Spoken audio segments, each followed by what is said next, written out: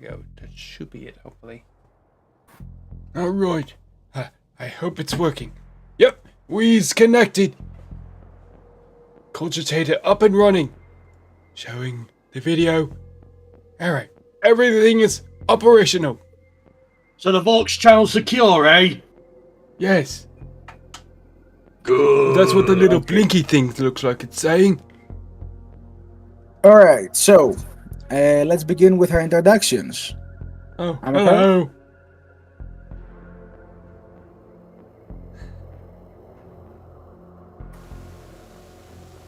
Introduce yourself. Inquisitor? Yeah, I said, Amagar, why don't you go first? Oh, I am Maximo. I'm also being played by a person known as Mek Plays. You can go check him on his channel on YouTube as well. He doesn't upload much, but sooner or later he will. But I'm going to be Maximo, the Ogrin of this party. And these are my friends, I think. As he points over to... Alright, excellent. And next up is our ever caustic, the ever colic, and the ever hateful, hello Blackwood. Hello. Are you gonna introduce yourself? I played David. I already want to shoot the Kriegsman and the Rogue Trader. Amazing. Alright. Next up, the silent but strong type of the party that is not so silent and maybe strong. Art. Greetings, I will be playing Lucas, and I'm going to try and restrain David from killing the valuable meat shield Austin.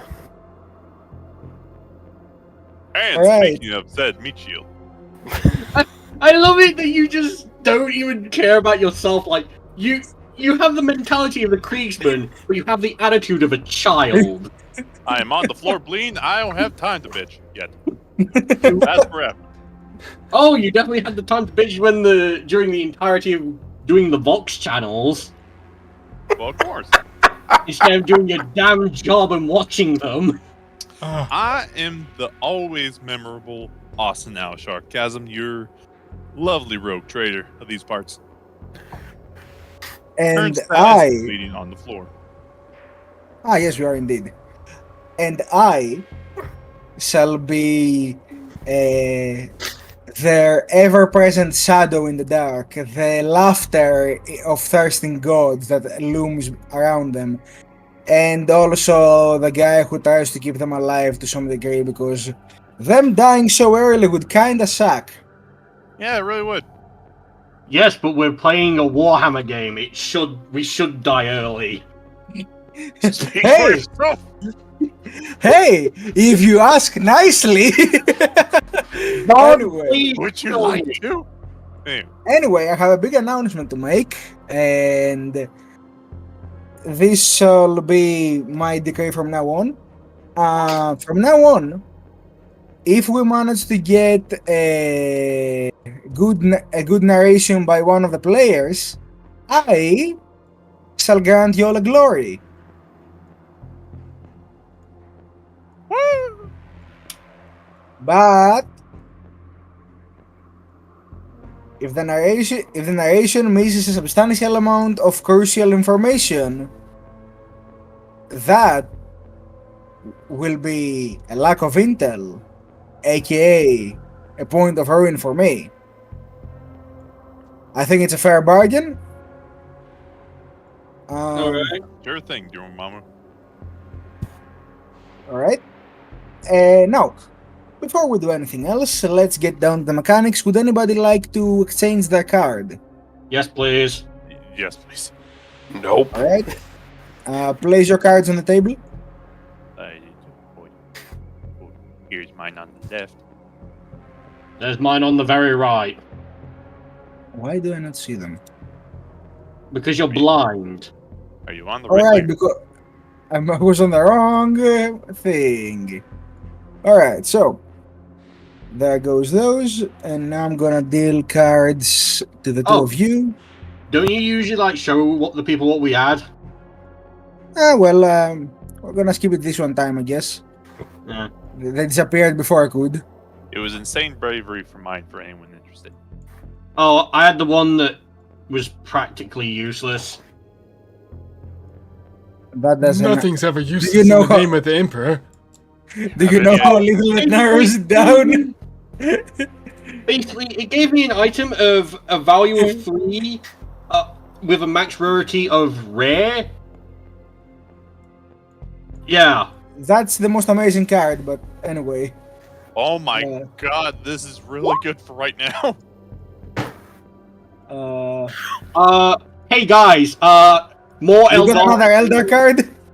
Yep, and Eldari Lamnin with. I mean, you say Well, we're gonna dead, find out what happens soon enough, I guess. I'm just Right. gonna say this. I've got another Eldari card. Same. But the thing is, I've had this card before, and I'm going to play it right now. There you go. Starting Oh, off okay. Playing another Wrath. Play to encourage an amorous relation between your character and a non-player character. Add 3 wrath. You may spend wrath for this NPC. Okay, Well, so you begin an amorous relation with Irwin Locke. No. I'm using the alternative. Discard the card, gain 1 Wrath, and draw a new card. Oh. Right? Big Eye, take away the card. Yeah, card removed from the board. Alright, so I will now grant you 1 point of wrath. Did not mean to put that there. on today's episode of 40k Poker. 40k. So, everybody, roll a d6 for your objective. I see. Did that, and this is the 3rd time in a row I've gotten 3. Well, maybe if you complete it, you won't have to get it I again. completed it already. That's the thing. Well, keep That is completing it. You're doing a good job. Alright, so who do we not have? We don't have David. Yeah, sorry, I was just checking okay. my new card. Oh, no, you don't get another card. You Yeah, already no, spent your card no, for I the did. session. No. When I draw that card, I gain a wrath, and I get to draw a new card. Oh, That was the effect of the card. Yeah. Like it allows me to discard the card, then gain a wrath and a new card. okay. He put down pot of greed. Fuck's sake. What does it do? Alright, so we have our daily objectives done, and before we begin our session, I would like one more d6 to be rolled on account of Austin's memorable injury. Also, change the music if you want to. Oh I will. boy! 6. Apparently, the wound tears at your part of the raking wound that cleaves you across the chest. Also rakes your ear as it tears it off. No, not the face. You now have a torn ear. The thing that hurts most is my pride and my liver. Probably. And now we may move on to, let's see, what would be this? Be good?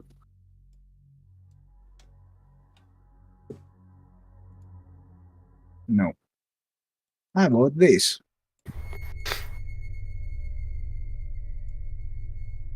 Nope. 1 second, I'll find something fitting. Use Blue Scorpion. No, this is too intense. No, use Blue Uh, Scorpion. Blue Scorpion is that the which one is that from? It's basically the last one. Except the What? Kevin McLeod. You could just type in Blue Scorpion. It's more Oh tribal yeah, combat. that's what I was referring to. Like, if it was that one or the other. Yeah. All right. At the game.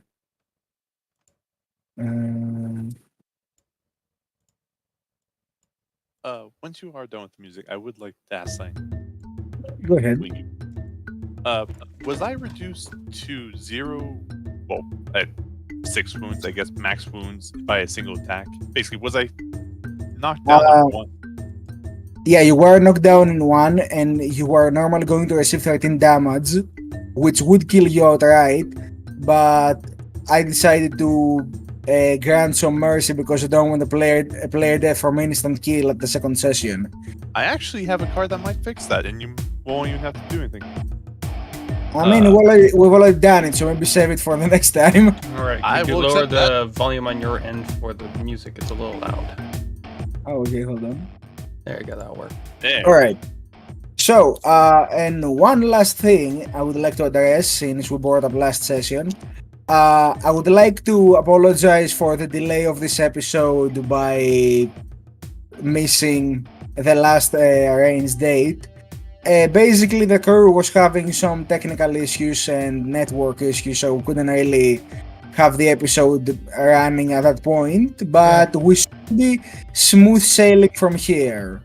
We wrestled the Our Astromancer has lost connection with the Emperor's Light, which resulted us unable to send the transmission for you to enjoy. We promptly Right. replaced him at the next Hat Planet. Yeah, and now we have a new one. Mhm. He seems Much to better, be too. fine. Yeah, he has 3 eyes. I don't know about that. Anyway, Well, he's nicer, of course. who would like to go first? Doesn't that make him an astropath? Yeah. Sure. Who would like to go first? Not me. Well, if no one takes action, then Maximo will take the first course.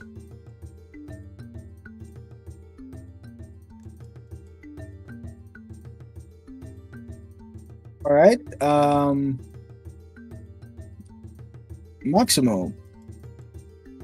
All right. I see the big lizard thing. Go tear down one of my friends. I don't like that. Very disrespectful. I actually move 6 meters up, of course. Even better, I aim my thing, tank off the switch, and go. I'm gonna go full auto with my Ripper gun. All right. Practically, I'm gonna go salvo. Understood. Roll your attack. With your Alright. salvo bonus. Alright, salvo bonus of +2. I'm not in half range, unfortunately. My range is 12, so if I'm in... No, I think I have... You're- well, technically it would be, since it's considered a huge creature, it would be here, so you're within 9. yeah, still not in the half range. So... I need at least 6 meters. Okay. So your mid-range is 12. Yeah, my mid-range is Okay, 12 good. for Ripper Gun. Noted. Not very effective, but, you know, better enough than It is an automatic shotgun, so, you know. Indeed it is. And he's going to go all out. Clicking attack. Alright. Alright. That's 0 icons across the board. I am going to spend a wrath point to reroll that. Because I'm not going to get Understandable. show stopped by a giant lizard. Much better. That's 7 attacks with 3 glories. Let me tell you how much you can shift. So you're attacking a female Feligaster. You can shift 1 dice. 1 dice. All right. Just Get your meaty claws off my friends. 12. You strike the Feligaster and you manage to actually wound it with sufficient results. One just- second. Oh, no! The Commissar warned me about this. I will spin my simple action to reload. Fair enough. So.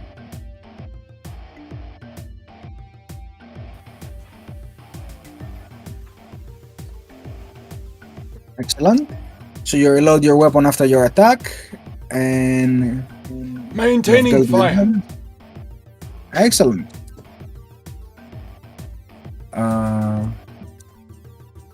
1 second, please. So that's that. All right. You have managed to actually sufficiently wound it, the point where you actually like see wounds appear on its skin. It's not light; it's actually very much wounded from that. And since it's going next, it will actually use one of its abilities.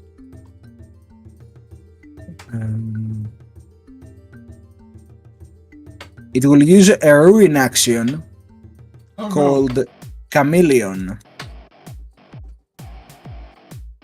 Where did it go? And what that will allow it to do is add the game's tier to its stealth bonus, sorry. So it adds 2 extra dice to stealth, and it's going to use its action to stealth to activate its chameleon-like skin and blend with the environment. It's dark in here. So anybody with a passive awareness below 4 can no longer perceive it. I assume, if I remember correctly, all of you have a passive awareness of 1 or 2. Maximo has a passive of 1. All right. It becomes technically invisible in the heat of the battle, and Maybe for Locke, maybe not. All depends. perhaps, who knows? Maybe Wherever Locke he's has at on the board. Oh, he's next to Lucas, up above. I don't Yep. see him. You were Lucas's. Oh And yeah, he's- no, I can see him. He's right there. Oh, Yeah. Okay. Okay, no name tag. Yeah. Let's see here. And before its turn is over, it's going to hold on because I need to see something real quick. Alright, I never specified that, okay. It's okay. Take your time. Yeah, just forgot to add a speed thing to this monster. And it's going to do that, and then a simple action there.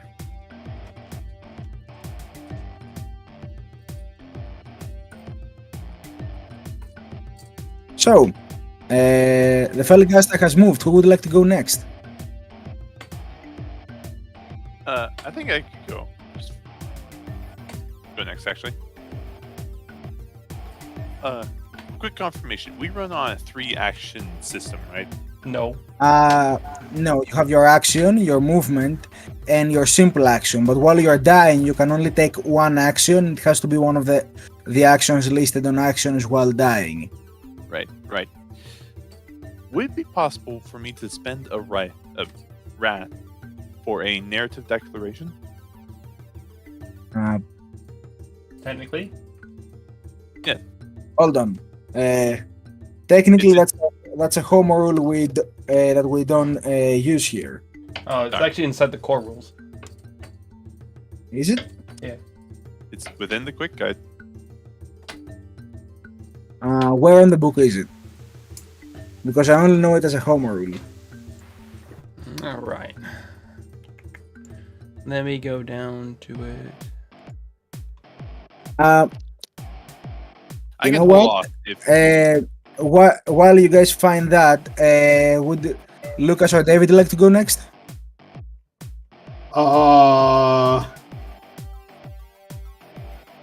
Seeing as neither of us can perceive the big beast. You can roll an action to do awareness.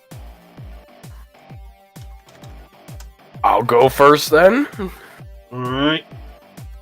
All right, Lucas, you're going Okay, next. so we gotta take the action for awareness.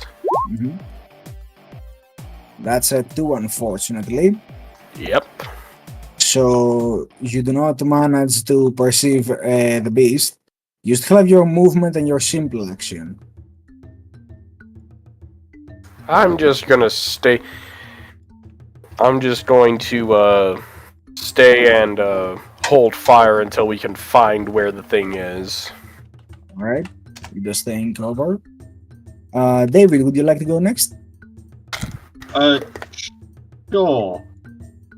Wait, quick question. Isn't your passive awareness equal to your total rating of your awareness skill? Oh no, it's half. It's half. Yeah, so... Would Yeah. you like to go next, David? Page Sure. 164.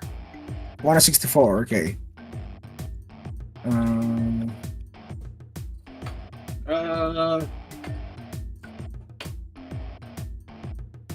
Give me a second. Alright. Alright, so it's not a home rule. I was wrong. We're all here to learn. So David. Give me a second, I'm just checking some... My dearest wife, I'm in the middle of... Would you like to go next, or would you rather like Austin to make his declaration first? It'd probably be better if I did. Yeah, sure. You can go first. Alright. Let's see. What's your declaration, Austin? I would like to narratively declare that with all the dry, crunchy bones on the ground, the beast can't avoid stepping on them to make just some light disturbances on the ground that we can get a vague idea of where it is. Not perfectly see it and not, So you could it's so probably use invisible. it. Yeah. Yes. Probably just. I would probably adjudicate it by reducing its score by 2. Its stealth score by 2. I'm gonna do something that might be more beneficial. Make it reroll. If Austin spends 1 wrath point for his declaration, I will give anybody who rolls awareness to find this creature while it is invisible for the rest of combat an additional 2 extra dice. I would absolutely like to do that. Alright, go ahead. Look for the crunchy bones. How do I? Just, alright, like that. And Take it I away. only, I'm only allowed one action while dying, so that'd be. Oh, that's not action. Oh, cool. In that case, I'll. You said for the rest of the combat, yes? Yes. All right. In that case, I would definitely like to make an awareness check if that's one of my options. That's not an option you have while dying. You can only fall back, roll, or make a basic attack. All right. I shall fall back then, sort of moving Alright, half my speed, which would be 3. So I should move back to here, just crawling along the ground, trying to get into better position. Oh, you can move your full speed while falling back, and you do not engage Well, reflexive technically attacks he is from- crawling, so Yeah, he only 'cause can I'm- do half speed. Yes. All right. Yeah, I never seen a man crawl that fast, especially while dying. Not unless Austin's secretly a gene-stealing Oh, and- cultist. For fall back, you have to move away from an enemy, but since you can't see the enemy, well, It, Well, I'm no, You moving can still away do from- a crawl. So Yeah, therefore, that fallback that- is basically basically get the name of. all Just back is prevent if you're yourself from engaged. opportunity So, attacks. yeah, so you're basically curling. Okay, good. So curl, not a fallback. Yes. I'm basically just army crawling, just like. All right, David, would you like yourself or Irwin to go next? You know what? I'd like to go first, and before I go, I'm going to play my new card, which is Astronomican's Light. I would like to, All right, let's Uh, make it big. yeah, I would like to try and remember if I know anything about how to find one of these things when they turn invisible. And it also gives us a glory. Well, in all of the files you were taking about the things in the radio when you were doing your research, you recall that while they can turn invisible, a common way for the troops of this world to track where they go after that happens is to look for basically the path they leave behind, as they are huge and very heavy beasts. Ah. Okay. So, doing that, I would like to try and, And once again, one glory. yes. The party, man. Yes, the party gets a glory. I would like to try and use that knowledge to find this thing. Alright, I will allow you 2 more bonus dice along the 2 from Austin's on your awareness. So a total of 4 bonus dice. Oh, that's a total of 6 for me, so that's a roll. 5. David, Yes? you look at the ground, and among the sound and footsteps, you manage to locate a trail that you spot standing basically behind Maximo. Okay, am I allowed to attack on this turn? You technically spend your action to roll awareness, so no. But you can Okay. point it out as a free action. Yeah, so, my character basically looks at the floor, then looks to where Maximo is and just shouts, "Behind you, Maximo!" What? Alright. Now, let's take some more. So, get rid of that now. And next up will be Locke's turn. And I need to check some rules on obscurity.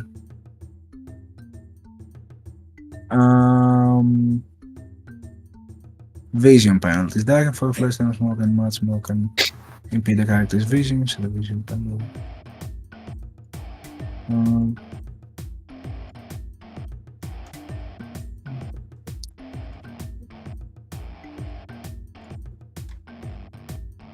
Alright. I will classify being invisible as something similar to thermal smoke or total darkness. So for this next attack, Locke will have a 4dn penalty to his attack. But with that, Locke will move out to here, go towards Maximo, aim towards Maximo, and he's going to take the aim action. You already moved. He can't. Oh, right. Sorry. I forget a lot of the rules since I haven't played in a while. Yeah, it's been a few weeks actually. Not to worry. Okay, in Don't that worry, case, Maximo's here to help. he's going to go to a knee, and he's basically going to flip that switch on the bolt gun from single shot to full auto. So to full auto burst, and he's going to salvo. Try and meet that.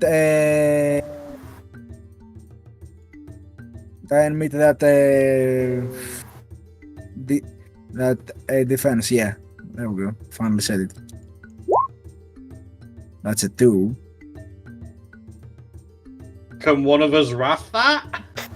Since he's an allied NPC, I will rule it that one of you can expend a wrath for him. Well, if you kept that one card of an amorous thing, you can actually gain 3 wrath and you can spend it on your other NPC.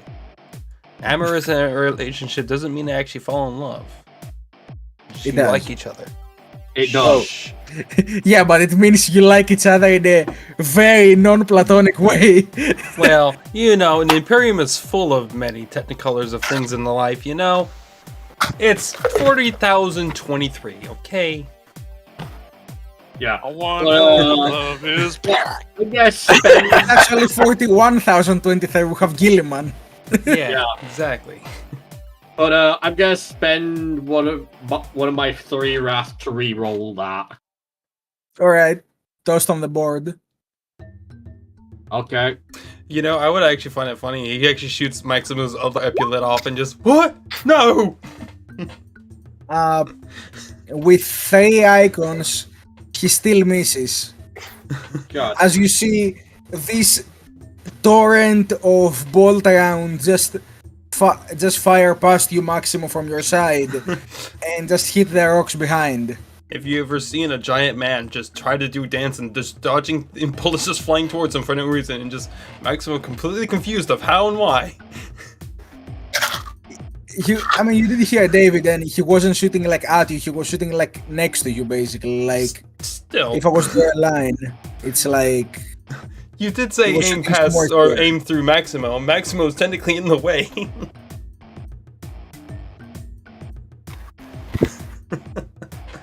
Regardless. Poor Irwin. And as the clip drops the ground, and I think everyone's puts having in- performance issues because Maximo called him out earlier. He puts in a new magazine, and he just goes, "Well, damn it!" All right, new turn. Who would like to go first? And I? You sure can. Yeah, okay, so am I able to shoot it from where I am, or do I need to move?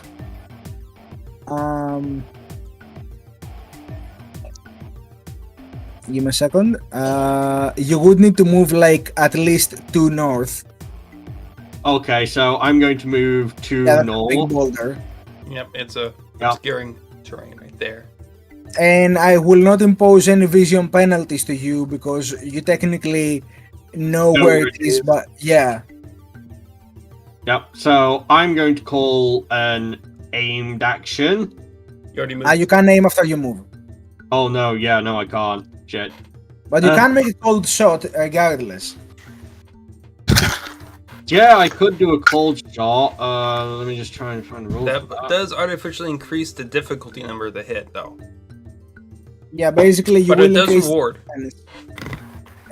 but you might get a plus D. Also, whoever is crunching, please do it away from your mic.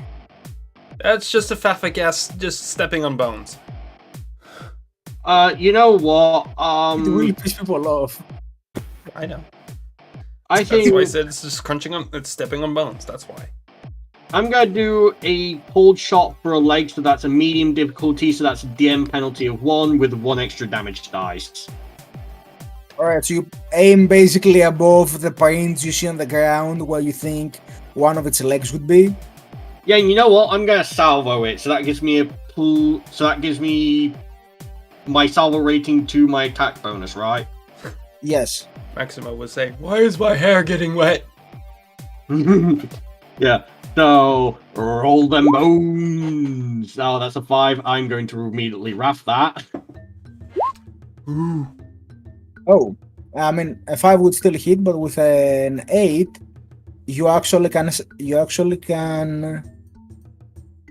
Yeah, you can shift 1, Shift 1. Okay. and you also get +1 ED from cold shot, unless you have dead shot, in which case you get +2 ED. No, dead shot only works with if you also make a aimed shot.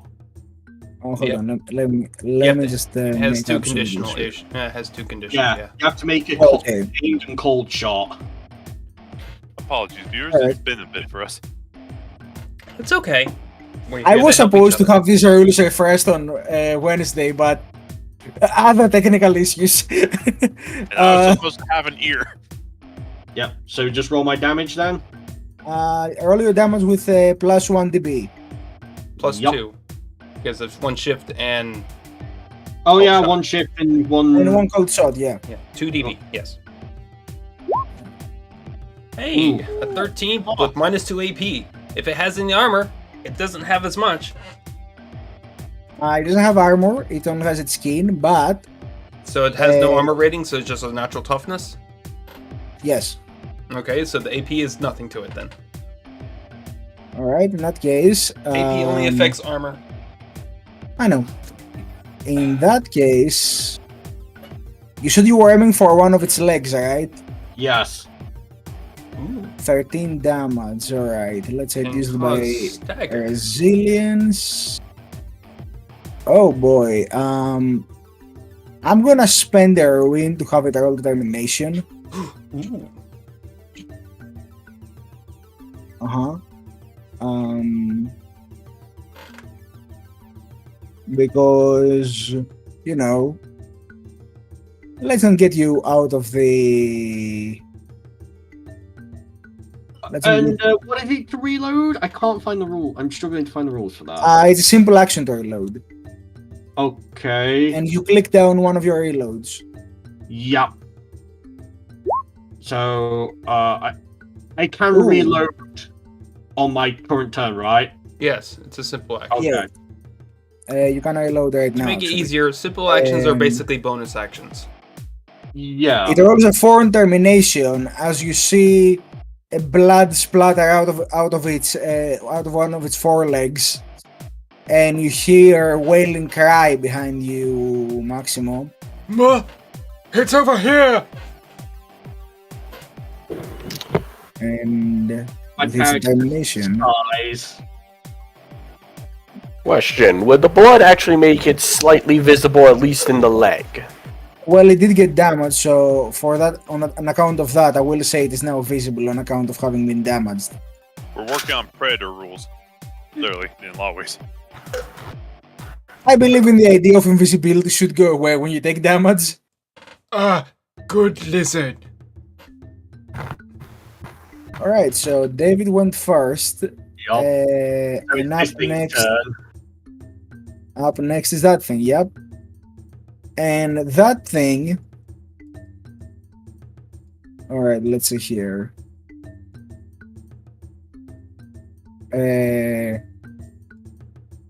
It will take a swipe at Maximo before trying to move away. Alright, Maximo has a defensive 1. That's 5 with a complication, and as an elite, it can complicate. Uh-oh. So, it's time for me to roll its complication. Woo! And that will be D66. Boom. 55, that's pretty serious. Uh-oh. Fall prone. It tried to swipe. pretty It's appropriate. its wounded leg. It lifts its other foreleg to and runs at you, Maximo. But while it does hit you, it doesn't have the strength to keep on its wounded leg and basically swings with a sweep forward, falling prone. Alright, how much damage you do? You can shift 2 on me, unfortunately. I can and I will. Just provide me with a second. There we go. I need to find my prone button. It will shift 2 and expect a lot of damage. But you're a tough boy, right? It should be. I mean, you're a tough boy, right? Wall of meat. Wall of meat. Oh, boy. That's 17 with minus 2 AP. Alright, minus 2 AP. That'll make me a 9. 9 You versus still take away from that 17, so... you will take, I think, 8 points of damage after that. That'll be 8 wounds. I'm going to roll a determination. Go ahead, boy. I Nice, take you only take 4 4. wounds and 4 shock. And I'm at my max shock. Uh-oh. Ow. You Bad are now lizard. wounded. Bad lizard. You are now wounded, which means you make everything with +1 DN. Indeed. And for that, who would like to go next? As it has fallen prone, it cannot move away anymore. If it's repeating trial, of course, then Maximo will go next. Alright, you can go next. Oh yes, this thing is prone, right? Yes. So it has minus 2 defense. Mm-hmm. Alright, so which means I can hit it better. Yeah. Maximo will take his bayonet, the gun, and just... Bad lizard. Time to go to sleep now. And he's going to do an all-out attack, basically reckless attack, to give himself +2 bonus, but minus 2 defense. So defensive 0. Uh-oh. Go ahead. And he's going to try to all-out attack. Of 4. On account of you being wounded and it being prone, that means its defense is decreased by 2 against you, and then I kill. Oh, okay, you hit. Hey. I did the math. And therefore, and I'll stab it. I do And your 11 upper gun damage at bayonet is -1 AP. brutal, correct? The bayonet? No. Yeah. Okay. As reliable. So, 11 with -1 AP, that will be... See, the Ripper gun has brutal on it. I will expend 1 point of Irwin to roll termination again. Uh-oh. Fun enough, you can actually spend a ruin point to actually keep it alive at 1 HP. Yeah, but I don't like doing that. Simple as. It will tank 4 wounds again. As you stab into it, it doesn't seem particularly affected by that stab or willing to stay down for as long as you command it to. That's not good. Wait, is it just stood up? It's not actually standing, it just resisted the bashing. It's withstanding the attacks. Ah. Yeah, it's prone. Yeah, But- just so you know, guys, because you're technically firing into melee, you can actually use an aimed action to negate the penalty to firing into melee. But to aim, you have to not move. Yep. So, who would like to go next? Austin, Lucas, or would you guys like for Irwin to go next? I mean, I'll I can just go. go real quick since I have one attack. Or only one thing I can do. I mean, alright. The Wait, penalty what? for firing into melee is +1, correct? No. As if you roll a complication, you hit the other person. Oh, okay. And also it it's has prone, +1. so Has Yeah, you +1 have. defense. It has +1 defense. And since you are heavily wounded, you also have a +2 penalty. So that's total of You +3 can add defense for. size penalties to it, of course, if you really want to. That has been built into its defense. Don't worry. Yeah. So Austin, you are gonna be firing at +3 difficulty. Alright. You may go ahead and fire. Okay. Would you like to supercharge? No. Kills Maximo, just blows him up. Or puts me in the ground. I mean, you would both be dying then. Actually, Maximo would not be dying because he has abilities. Anyways. Alright. You see his plasma pistol charge up a crimson red as he just says, "Eat on this, you ugly mother." Woo. Unfortunately, a 5 will not hit with your penalties. Damn. Could I even hit with a wrath at this point? You can. You have You 3 extra can. dice inside that pool. And there's also a glory point you can actually add to it too, if you really want to spend it. You have to add the glory on the initial roll. You can't add the glory on a reroll. No. You know what? Just Yeah. I'm in a bad position, but it's away from me, so I'll let you guys keep the glory and all that. I mean, technically, you can't complicate because you did roll an icon on the wrath die. Alright. Well, I'll re-roll, but you guys can keep the glory. Oh wait, I can't use it anyway. So yeah, either way, he'll reuse. Alright, throw your wrath point on the board. Toss the token. There you go. And I just attack again. Yes. You click the No, reroll just click the button. roll in the chat box. Right. Oh, 7 this That's time. 7, that hits. Yay. You can't shift, but it hits. Ooh.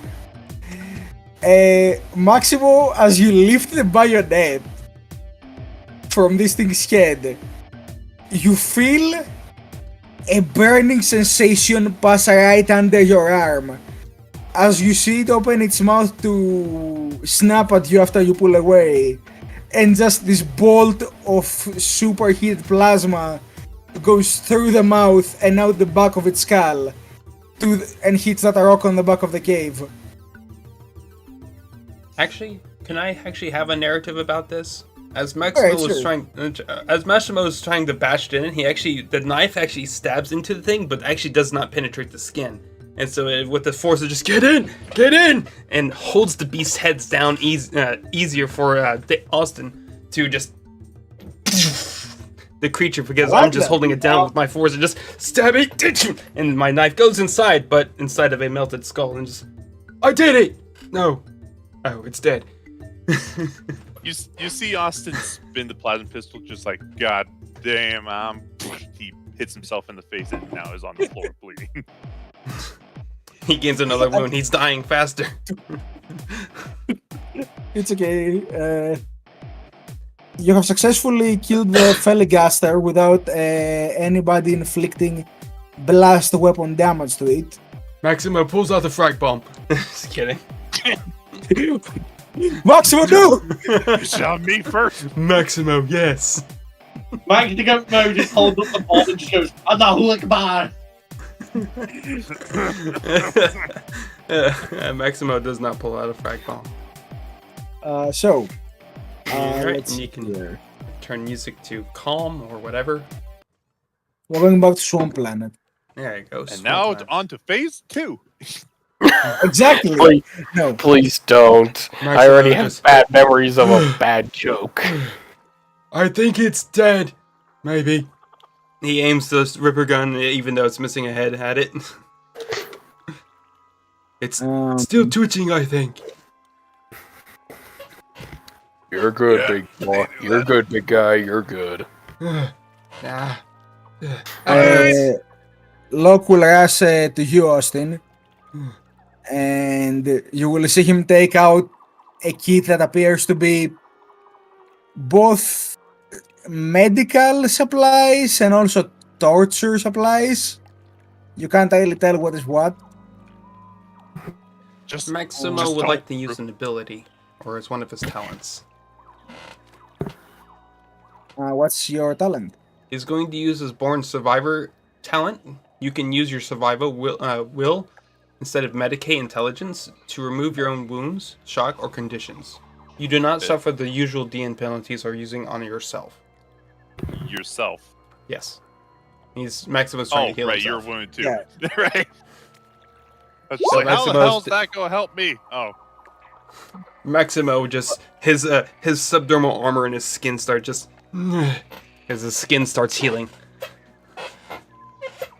Maximo, And come here, I need to hear your voice. And ask something. How much of wounds I heal, boss?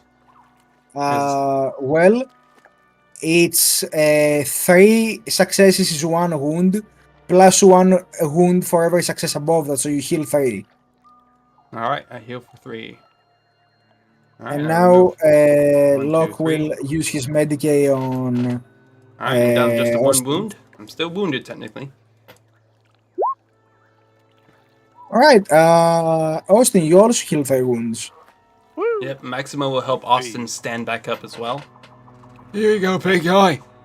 Ugh, Nice thanks. shot there. Got a Thanks. little toasty on my end. Am I still pretty? I don't know. Can you speak up a bit? It's kind of hard to hear out this side. I'm gonna actually, let's see here. What would be the funniest thing to do for probably investigation or cunning? Deception. Deception. There you go. He is a no-fuzzer after all. I think you lost your mustache. No! What? You still have the ugly hairs on your face, on the sides. Not good. You see no expression on his face. Like, he still stays like completely the same, but you just see like some tears trail from under the sunglasses. No, I didn't mean it that way. I'm sorry. It's fine. It's fine. Let's. Maximo will just try to pat him on the shoulder softly, trying not to hurt him, and just I'm sorry. Mama said don't say anything mean. I love the idea of like Locke is basically doing field surgery on you while Maximo is saying all that. just See, distracting you from it's not the the tears story. of it's not tears of Austin being offended. It's tears of Austin being hurt. You know, torture tools, Being no anesthetics, bisected while alive. basically surgery while alive. Nope, there's no pain medications for this. So just so Maximo misinterprets it. Although his words hurt far more than that surgeon's blade. Never mind. Maximo apologizes. Locke actually looks at you, Austin, and Maximo, and would the other two of you like to move nearby? No. I knew Oh. you wouldn't. I'll just stay where I am. Just essentially keeping an eye out in case anything else decides to intervene on this nice, quote unquote, happy moment with a bleeding out road trader. All right. Well, I did whatever I could for him, but he will require further medical attention. Thankfully, we should be moving towards one of the nearby frontier towns. Now that I have this thing now we have this thing dead and gone. Question. Yep. How are we going to move it? We've been trekking near here for quite a while, and our vehicle's so far back. Well, we're not going to move the whole thing. But I will need a while to skin it. Oh, okay. That makes more sense. Yep. Now, if you wouldn't mind, I'm gonna get to that. And Locke will take out his big ass knife No, and Maximo Question, would like is to. Sparky's combat knife? Maximo would like to carry Austin. you can very easily. Yes, indeed. Will Austin allow Maximo to carry him? Oh, he ain't saying a word against it. Cool. He doesn't want to walk. Maximo will put on his strap on his Ripper gun and hold it to the side as he clicks a switch, safety switch on, and he picks up Austin bridal style and just, All right, let's go. and I just Yeah. walk with him. Austin adjusts his hat, pride unscathed, at least at the moment. Yeah, was also basically, gonna walk right Gonna here. say this sounds like something. I was gonna say a funny mental image that just came to mind is just like you pop out like a baby carry and you just slide Austin into that, and that's how you're carrying him. I don't have a baby harness yet. As you hear the plunge of the knife into that thing's neck. What as neck? It has Irwin no begins to head. scream. It has a head. We need it to sell it. No, we don't need the head to sell. We just need its hide. Never mind. Irwin will go. David, Lucas, I want the two of you at the cave entrance. Make sure nothing else comes near us. And if it does, let us know. Alrighty.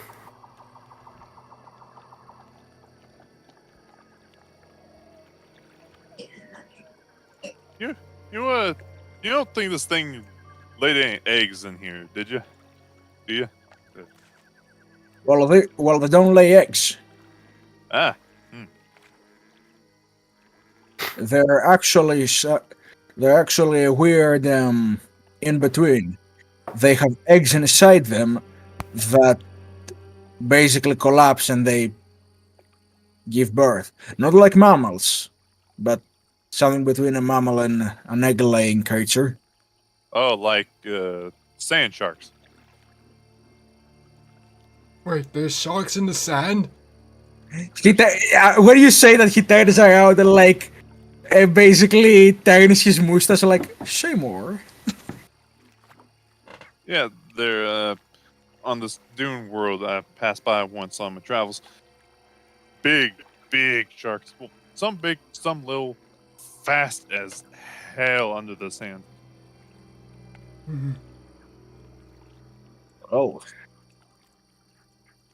Sounds like the only beast on Zel Secundus.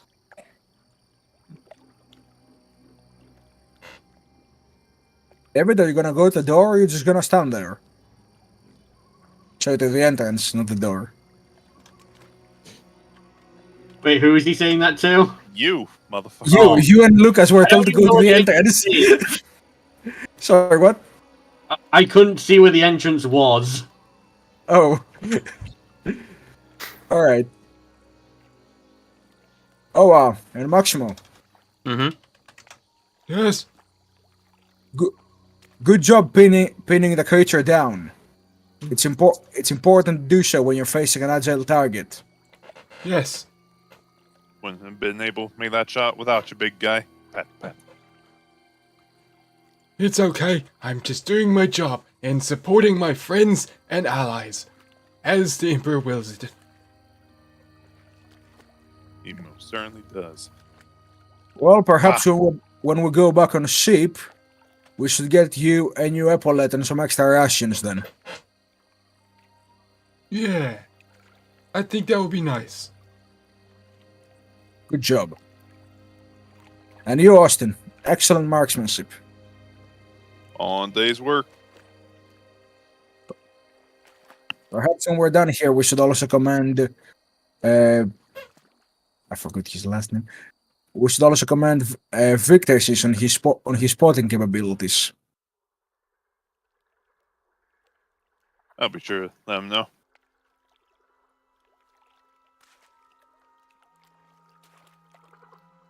You think they'll be able to fix this situation? He just sort of motions over his left side, over his ear. Not even like paying attention to the fact that his rib cage is exposed. He's more concerned about the ear. Well, there's a whole chunk missing there. But don't worry, it's just skin, nothing important. At least there's enough to keep my sunglasses on. I mean, Big Lad was a claw, not a grenade. Your ears would still be ringing. Yeah. Maximo will still be using his lone survivor ability or born survivor ability to continue to heal himself to his shock and wounds. Question. You can only heal yourself once per. You can only heal once per scene. I feel Well, like rules. The combat scene's over with, yes, and it's a new scene. No, this is the after combat scene. Oh, don't worry. You're fine on one wound. Yeah, I know. I just want to try to restore my shock. Sure. Sorry. I mean, you guys can take a rest while he's killing it.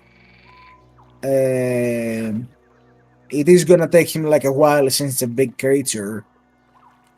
And I would actually say Maximo, while inside this regroup, he's actually going to try to assist Locke with by lifting the beast up by using my tremendous bulk to help him modify so he can get to the other places of the beast easier. I was gonna say that during this regroup is basically an hour. You could spend the regroup basically getting some self-healing for you two, since that is an ability.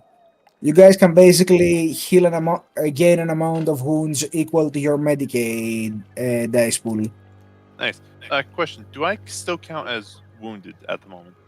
Yeah, if you have even one wound, you count as wounded. If you are over half your wounds, you're heavily wounded. Perfect. In that case, I would like to do one of my talents, actually. Oh. Hit us with a joke. Yep. You are missing an ear, if that helps. Yep. I have a few options here. Even with missing ear, you still talk too much. I'm the one making the jokes here. To be fair, we're only going to be half listening. I mean, I don't think the two of you have lost any shock. But Maximo did. Yeah, Maximo did. And definitely Austin did. Little did I know I was the joke. he looks at. He looks at. Let me do the joke. Yeah, I'm sorry. He looks at the beast and he just says to Maximo, just says, "Hey, you think you'll be able to walk it off?" Then just snaps and finger guns. Funny, because I'm carrying you. Yeah, I guess that counts too. All right, roll the dice for that ability. Alright. It's a Deflate your balloon a little bit. I'm sorry. no, why do you think I make these jokes? Alright, let's see. It's a D&2 fellowship. Yep. So fellowship. Ooh. Where do I roll that? That's an attribute, not a skill. It's a skill. Right. Fellowship. 2. 2. And a complication. And I mean, it can. I don't think this can complicate. You could still make something funny I happen. pissed myself. Okay, the complication is Austin grows a little bit more depressed. That sounds about right. I would say he was Yeah, probably so bleeding you on are like Maximo's over- red coat. So you only cover shock equal to your rank plus the number of icons rolled. So you both of you recover 3 shock. So Austin recovers all his shock. Hell. All right. Well, Maximo will recover 3, of course, and with the regroup, he has a basically a Medicaid of 2, even though he can use survival for You his can Medicaid, you which can is a use 5. survival. I will extend that. Yeah. So see if will allow me to heal my 1 wound and 1 shock left, or do I have to choose? Technically, you took 4 shock, right? Yes, I took 4 shock, recovered And- 3. Yeah. So you have 1 shock left, not 2. I did say that. I'm asking with the regroup, and I'm talking about my Medicaid was a 2. Yeah. Hold on. Regroup. If you have a Medicare rating, you can heal a single character during regroup. The gain wounds equal to your medic. It's for wounds specifically. This one, from what I understand. Yeah. Let me see about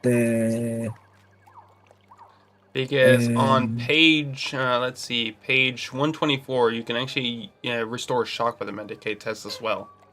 Oh no, but this is not a Medicaid test. It's just I it's know. the regroup ability. Yeah.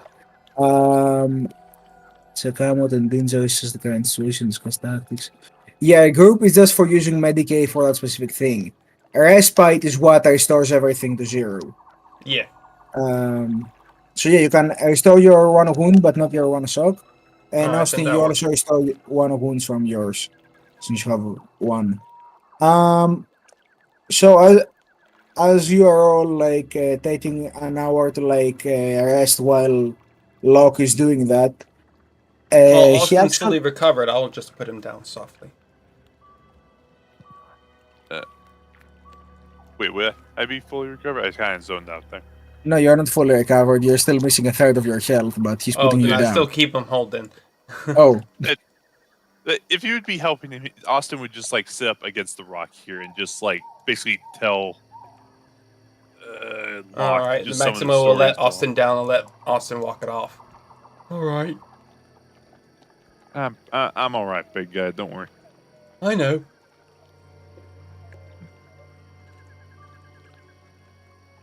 And during that time, he'd also just be telling them, like, he'd be telling Locke some of the stories of all the other skins he sort of traded off, sort of things that he hasn't hunted personally, but, you know, he's heard a lot of hunting stories just because that's the kind of trader he is. He's a skin trader. So you're saying Uh, you have the skin in the game, right? Ooh, I'm gonna keep that one. as you finish one of your stories, Locke points with a knife towards you and goes, "You know, speaking of stories, I could share the one about how I got this." And he points to and he taps his eye patch with his knife. Oh, well, do tell. Well, would any of the guys from the entrance come closer to listen when they hear that? Well, I don't think they're allowed though. I mean, Irwin Locke pulls out a megaphone. Would anyone else like to hear the story of how I lost my eye? My character just comes over the combi. Does he actually do that? Does he actually pull out something and just like shout at us? No, he doesn't. Then no. Nope, we're both too character doesn't focused say on anything keeping to the do with entrance food. secure. All right. I And underestimate. Locke will say, so there was, in a toxic jungle world, atmosphere, all weird and stuff. We had to wear void suits on the ground. And then there comes this thing. Imagine like weird carapace, big snapping claws, tail full of spikes. Now, in that planet, they call it the Manticore. Like the tank, yes. And soon we figured out why. See, one of the people in our retinue, a space marine from the Death Watch. He takes out that massive red bolt gun of his and fires a burning bolt shot right at its arm, completely severs it. The beast is frustrated. It lets loose all of those spikes. Space Marine jumps in front of me, and I see the spikes just rush by, and one of them coming straight for me. Next thing I know, I'm on the ground screaming. There's a spike that has pierced through my void suit and has actually got itself stuck a good half-inch inside my eye. And there's a Space Marine apothecary above me saying that he's gonna lose it. There's no way for him to not lose it.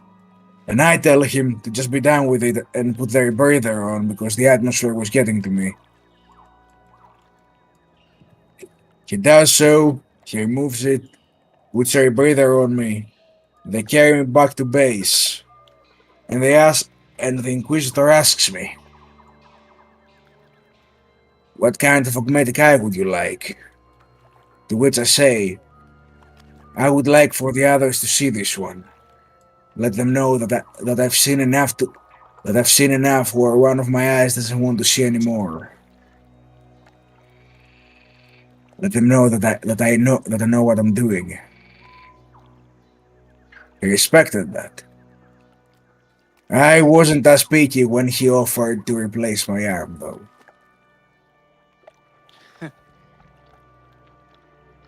Yeah, this one I lost to a chainsword. Yeah. I mean, I guess there's a level that's, honorable and level that's practical, right? I mean, I wasn't gonna keep fighting without an arm, and technically wasn't gonna keep fighting without that arm. The chainsword didn't even fully cut through. I just had a big chunk of meat hanging off my arm, like.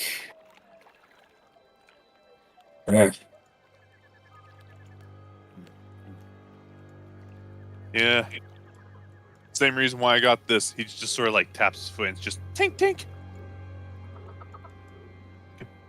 Kind of hard to walk without that. I see. Yeah, I've also got shot 3 times on my leg. One time I got beat on my side, but those are small injuries, nothing major. Oh.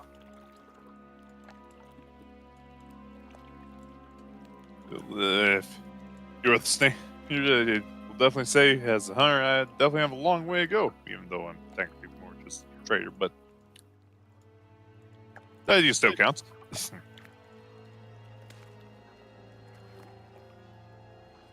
Well, down here in the field work, you're gonna build quite the scarecrow.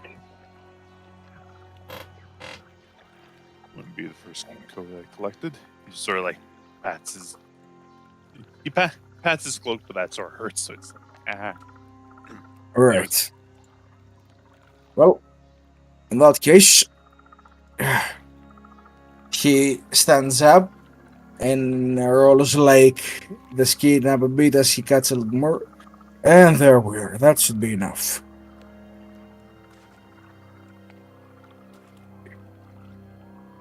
All right. Basically, he has made 2 larger rolls of hide from this thing. And he turns to you, Maximo. Hmm. Maximo, Yes? could you carry those for me? Yes, sir. And he will carry up the bloody meat skin. Oh, and Austin, with your It's a bit background hefty. and everything. It turns to be so. It will be a little bit less hefty when it dries. He'll nod at that. And Austin, you do actually, and Maximo, you very well noticed that he definitely put on a different voice when she was no longer struggling with skinning the thing. Fair enough. Maximo's not wise enough to understand that. Austin understands. Austin understands that play. He puts on a fake voice, yeah. But don't bring that up because you might get shot. Who knows? Alright, that should be all. Let's get ourselves out of here. Aye, aye. Austin walks by. Now, question: is there still like some memorable parts that he could take away from this thing, just like a claw or a spike or saying that it wasn't part of the hide? You could take one of the tasks from the side of its head. Austin smiles and just like with a flick of his power sword, just, zoom, slices through and like picks it up and pockets it. Alright, fair enough. You can add a female Feligaster task Hell, to your inventory. thank you. Why do I get the feeling that that's going to come back to bite us in the ass? I mean, we got the skin, so I don't really know how much you expect that tusk to be. The task is about as long as a sword, by the way. Hell yeah. Yeah, it comes out to bite us by having the male Felagaster being twice as big and He killed him. even Yeah. more mad. Erwin killed the male Feligaster. That's how we got And- this thing. Yeah, and it was half the size. Yeah. Yeah. These are the big ones. Yeah, the females are the bigger ones. Now we meet its twin. Anywho, we go. So, you all move away from the cave and make your way through the swamp very carefully. This time around, you notice there is not really anything getting in your way. The swamp seems a lot more quiet at these hours, since it's very late. And slowly but surely, you trudge your way all the way back to the Vehicle. vehicle. Yes. Maximo jumps on the back. I will throw the pelt in first, then then climb into the back. Yes. Austin Alright, will basically grab onto the back of Maximo's Did you armor as notice he there gets was up. something yellow following us back there? Yeah, Yeah, it's like a small dog thing, I think. I didn't see it. Can I make an awareness check to see if I see what he's talking about? No. Reaper? Nah. No. It's an Easter egg, and you're gonna have to actually spot it. SpongeBob SquarePants is stalking us in the jungle. It's not just any SpongeBob SquarePants, it's Catachan SpongeBob. sponge car. Oh, we killed his pet. Anyway. Somebody once told me. Gary the Feligaster.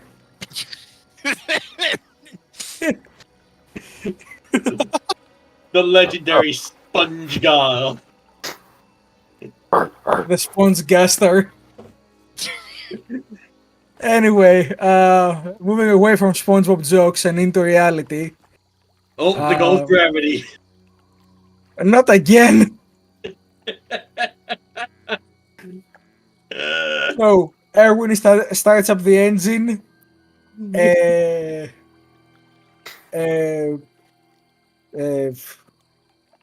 Who was sitting with Irwin on the front? It's a Me. two-seater. Right, you. You sit on the passenger seat. The three of them are on the back with the pelts, just making sure nothing moves around, nothing flies off the car.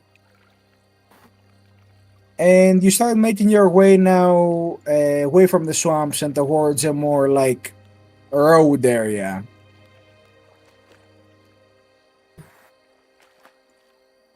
Is there anything you'd like to discuss while in the vehicle?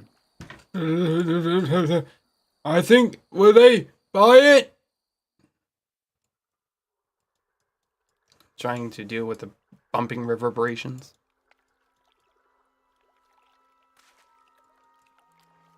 You asked if they would buy it. Yeah.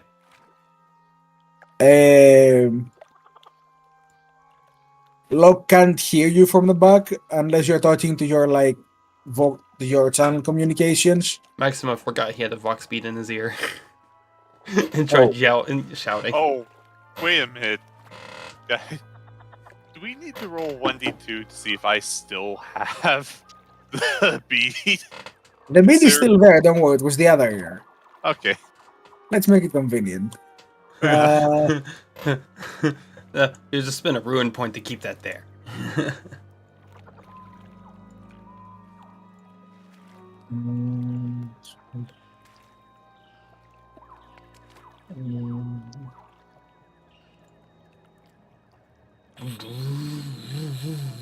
Splish splash.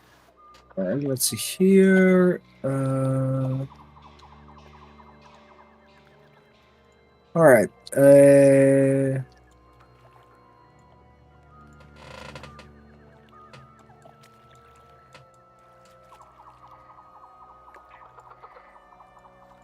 All right.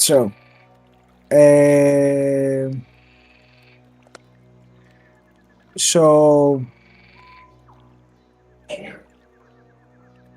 you guys drive for a couple of hours until you suddenly see before you on the horizon rise these tremendous walls. Basically, imagine it like very big walls surrounding like a circle around an open area, where it appears the area has been deforested completely. And around that in the horizon are multiple outposts manned by the Planetary Defense Forces, as well as other equipment. More specifically, you see a lot of quad autocannon batteries.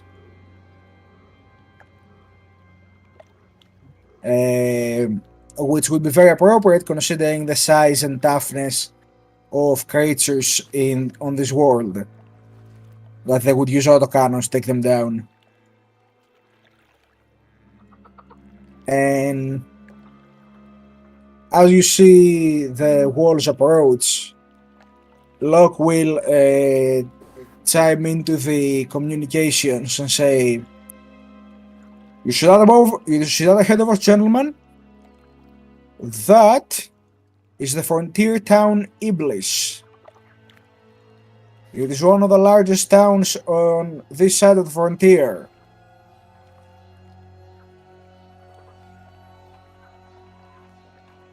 All right, Maximo with this in his ear, just Acknowledge. when we're there, I'm going to drop you all off at the city and go talk to the commander of the local planetary defense forces to arrange a little exchange. In exchange for me killing their monster, they're going to provide me with much required intel.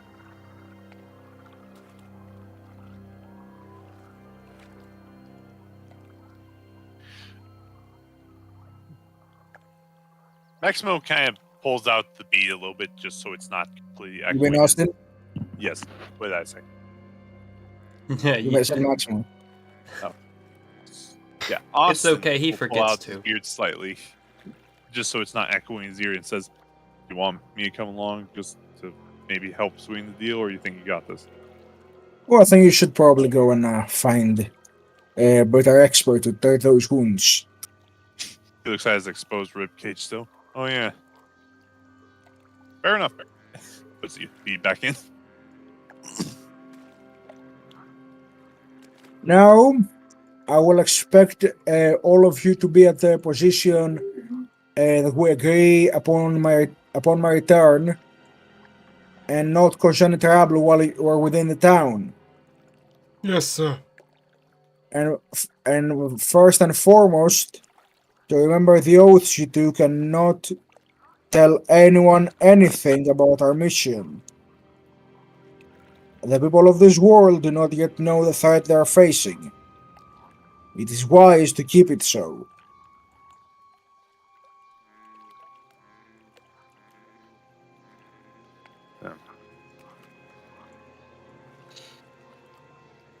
Just a bunch of travelers with a rogue trader trying to find some wares.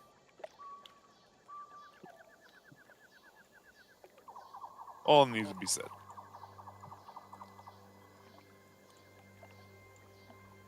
The less you speak to the locals, the better. Now, we're soon to be I just love making it the that the two stormtroopers haven't said a thing through this entire conversation.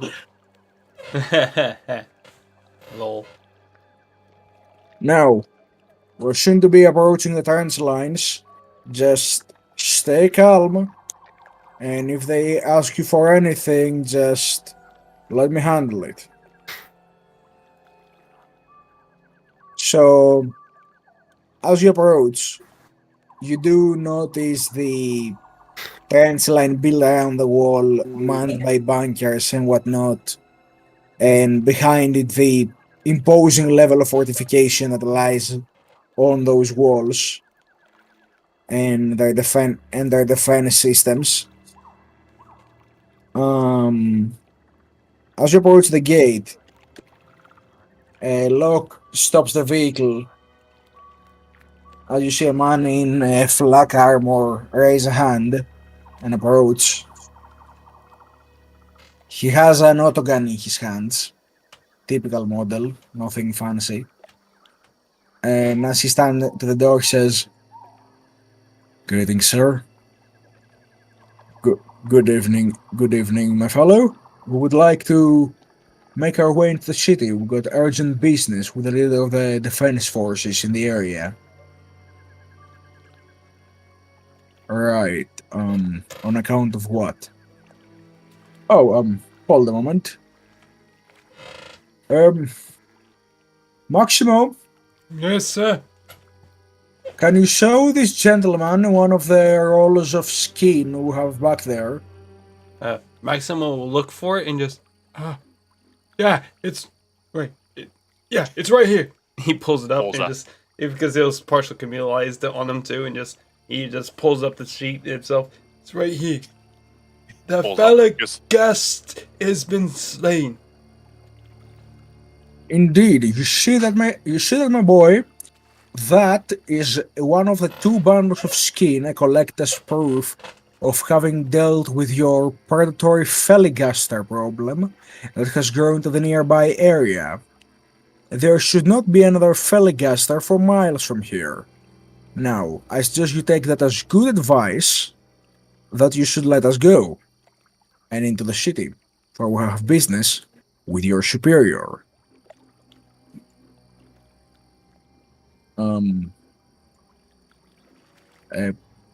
who I should let him know is coming to see him.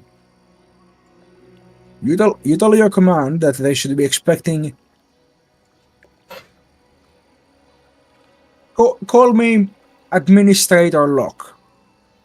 I'm here on behalf of the Imperium at large.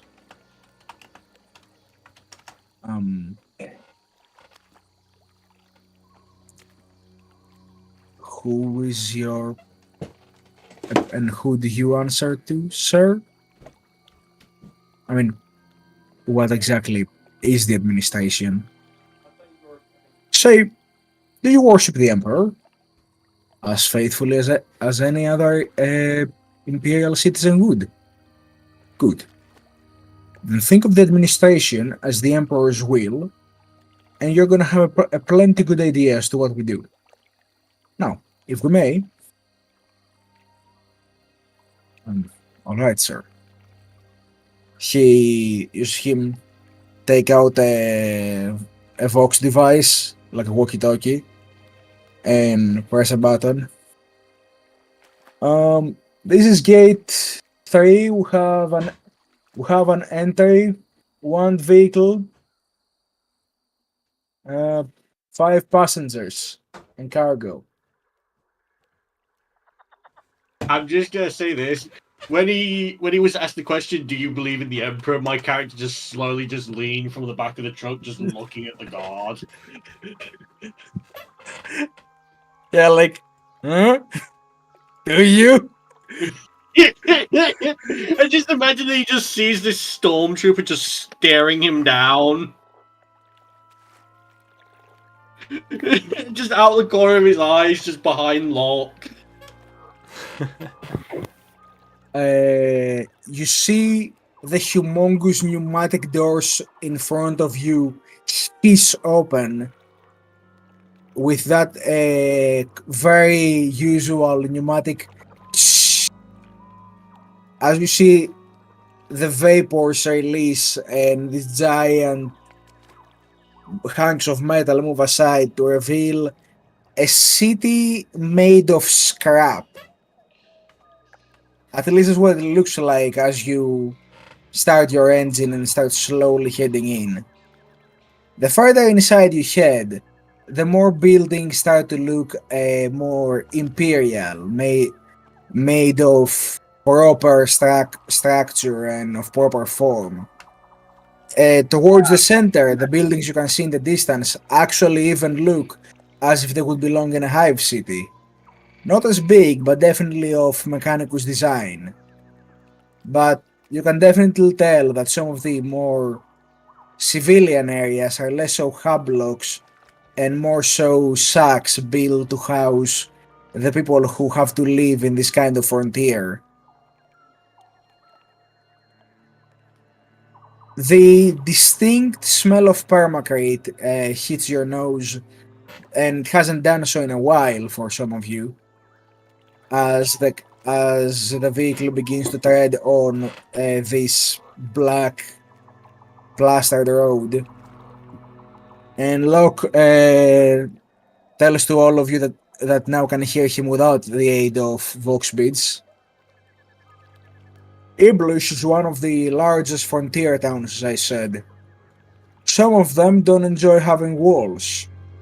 Some of them enjoy having only a few troops stationed around them to make sure to notify if anything happens. That's the nature of being in a frontier world, though. Every man, woman, and child that is loyal to the Emperor will probably be wise enough to carry some weapon in case something flies over the wall. And some of them do so because something may fly over the wall and they may want it first. Not much different to a hive city, but definitely on a smaller scale. It reminds me of my home world, except there's no steel roof. Or if you want steel roofs, why don't you try Pariender Beta? No atmosphere. I heard about a restaurant that was in space. Some of the locals said it had no atmosphere either. I didn't get it. Ha!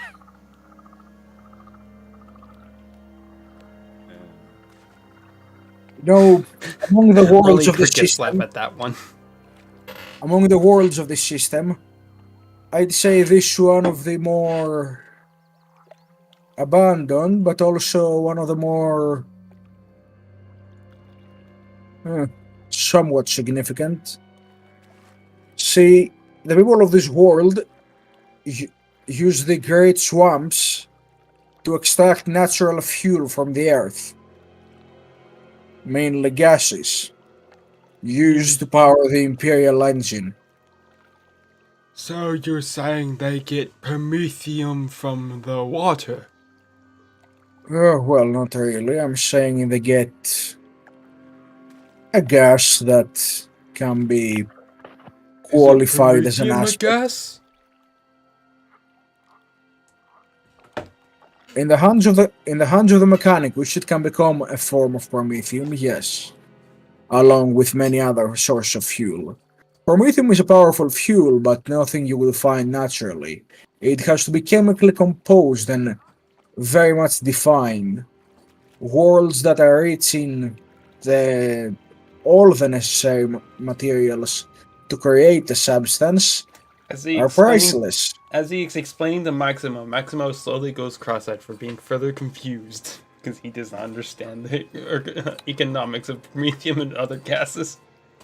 In simple, so go ahead. I was just going to say, as soon as he did done with that, he just looks to Maximo and says, "So basically, what it's saying is, don't eat the dirt." Good. Dirt is dirty anyways. Exactly. I mean, honestly, if you want to be deployed on any world in this system, you want to go to Aquila's Hope, Paradise World, sparsely inhabited. Probably nothing goes on there other than, well, I don't know, guarding nobles and making sure they're not stepping out of line.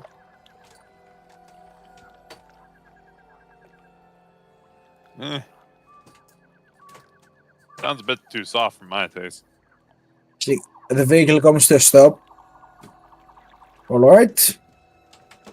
And the four of you should depart here. Leave the skins with me. Don't you need help carrying it, sir? I will have the local troopers do so for me, don't worry. So, Maximo will do a salute. Alright, yes, sir. Any further instructions? I want you all to gather here when I notify you again. I will do so from your combids. So keep communications clear if you can. Let's see if Maximo misinterprets his orders. What should I roll to see if I misinterpret? How misinterpret how? By Maximo staying put in that location. Oh, Because he I didn't guess say it they're allows you only- at ease or so. It just you stay here and until he calls back. DN1 intellect. Give you an intellect, okay. All right. Actually, roll me an intellect, and if you don't complicate, you don't misunderstand. I rolled a 1. There you go. There you go. You're fine. So you're saying that we're at ease at the moment until ordered to do so, right? Yes.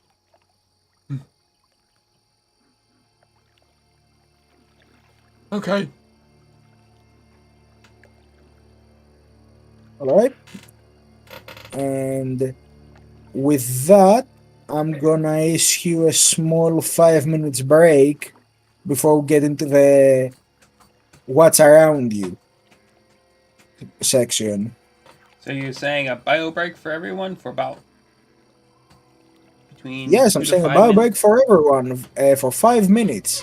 So I'm 5 gonna be minutes. here when then the small number is 55.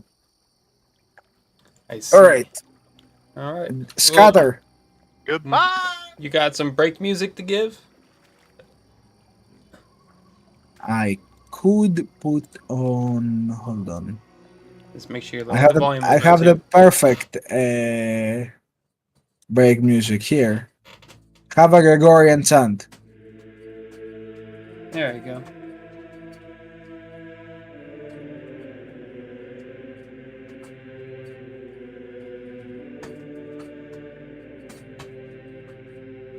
Well met, everybody. I hope you all enjoying on this halftime show of the Hellfighters. I, Maximo, who pushes the buttons, makes everything work together. With these other three, and him, the Inquisitor, makes this show possible, just for you. I thank you for even considering us a watch. Oh, listen.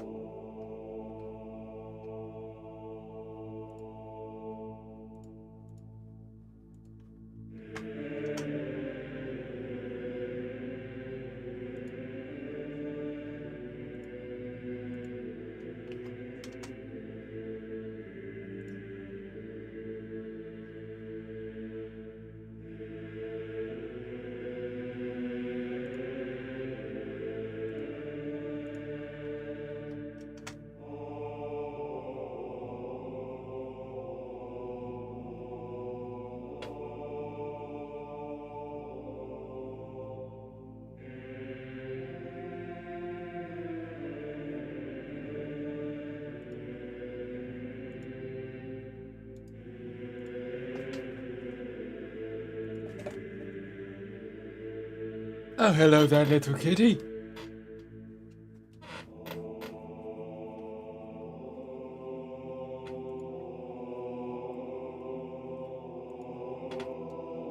Everything seems to be working fine. Yeah, incense are burning properly. Good. Yes. I am back. I have a chicken breast covered in mustard. Welcome back. I am keeping the cogitator pleased and its machine spirit, as the text priest says. Good. Well done, Austin. And if anyone is questioning why I chose to put mustard on a chicken breast, I don't know. It was the first thing I had in my hand.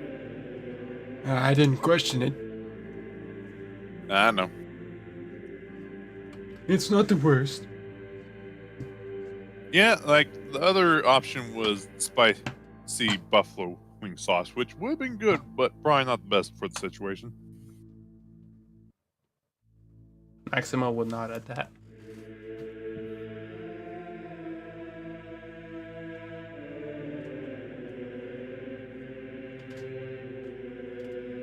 It's all fun and games until somebody gets hurt.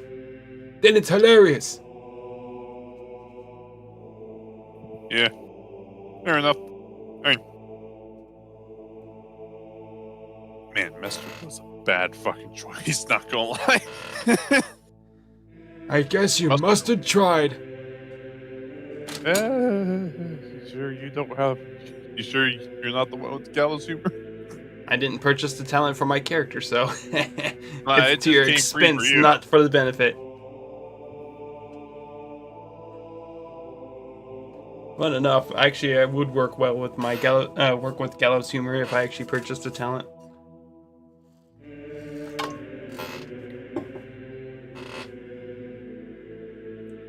Maybe I should purchase it after this mission, or when we get enough XP for it.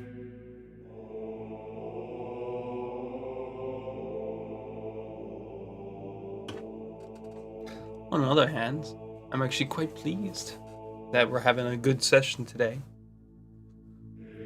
Yeah, I'm having fun. I'm far more alive than I expected to be. Oh yeah. And I am back to change that. Hello, I just Or ate did a you? chicken breast with mustard. because I make poor decisions, obviously. Indeed. So Yes, is everybody Austin, here? that we are fully aware. Oh, all of them are walking back inside the room. Perfect. Good. Is everyone here? Maximo's here. Lucas is here. I know Austin is here, but I guess David isn't.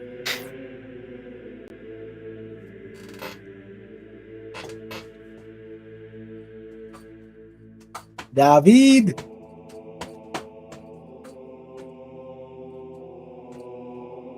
I summoned the Lucas. Another here. That's funny. Both guardsmen, okay? I can't be blamed.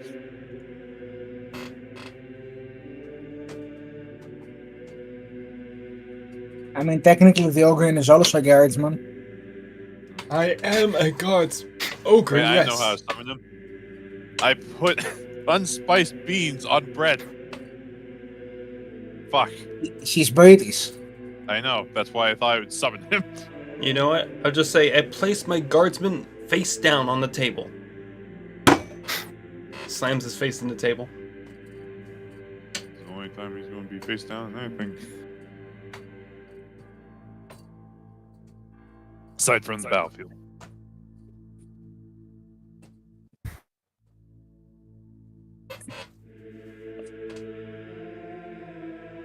Let's give it a few more minutes, see if she comes back. Indeed. I hope he didn't die. That'd be how unfortunate. Yeah, I just take in a scenario and a scenario of trying to compete for something, and one of the players says, "You want to roll for it?" And Maximo says, "Sure." The player pulls out dice. Maximo actually just does a roll on the ground and just. Did I win? You sure did, buddy. It's just the other player is just confused and just roll some dice. Oh.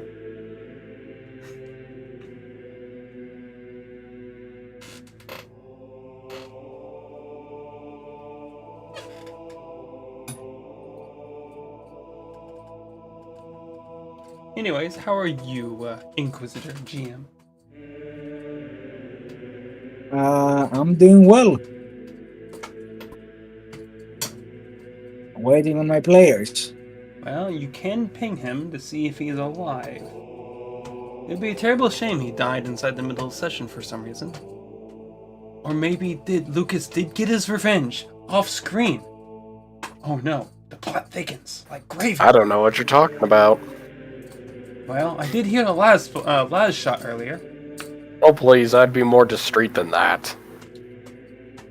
Well, it was the middle of the city, so maybe things could have happened. He could have fallen off the truck. Oh no.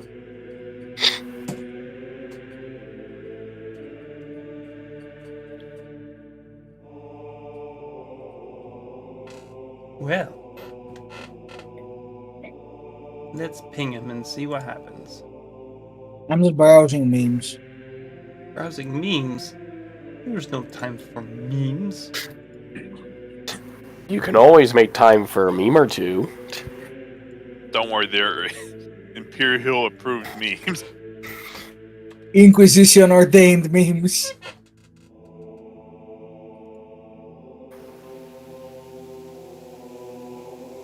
Indeed.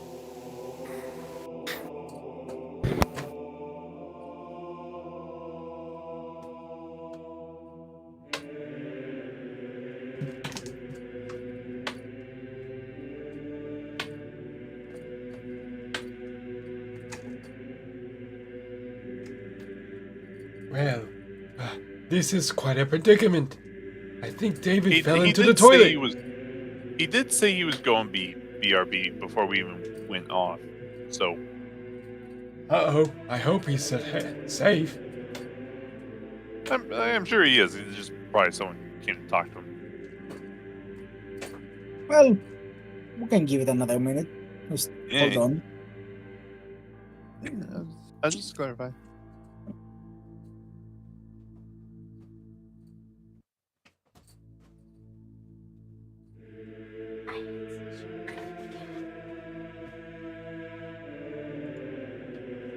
Your whisper got picked up on my microphone.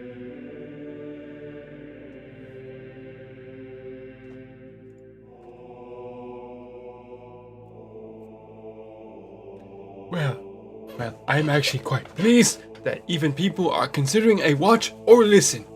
And I thank them anyways.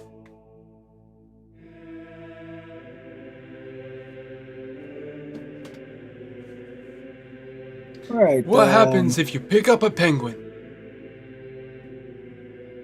I don't know, but you picked up a penguin.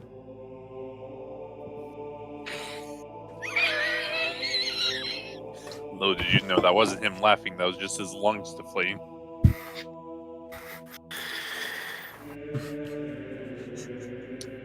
Wow, tough crowd. It's okay. Dad never laughed at my jokes anyways. There.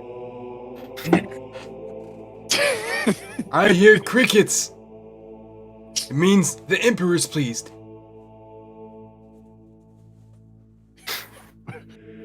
What do you say, Prophet Jeremy? Basically, Mama always said, when you say a joke, when crickets go chirping, it means the Emperor is laughing. Which means I please the Emperor. And that makes me happy. Makes me happy too, buddy. Alright, so.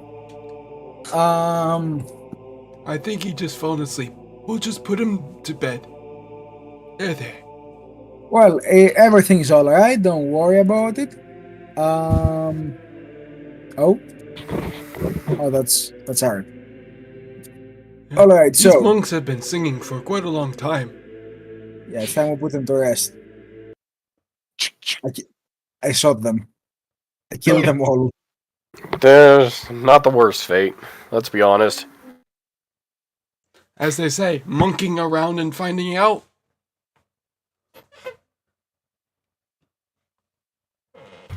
Can we please move on from these terrible jokes? Yes, we can.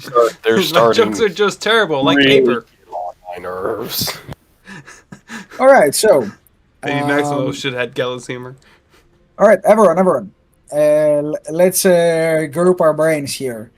Irwin has left off, and you're all left to go your separate ways until he contacts you otherwise. You are basically in a hub area, so you can find pretty much anything you might want.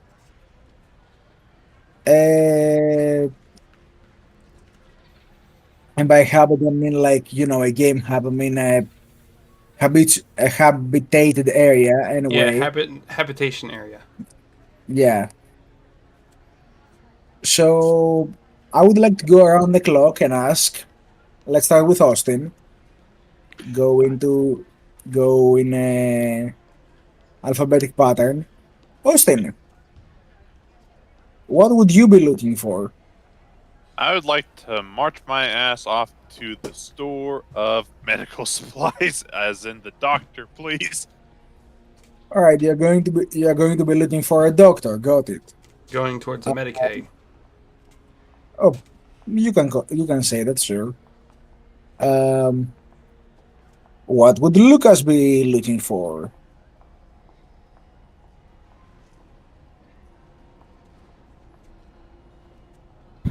Lucas will be looking for a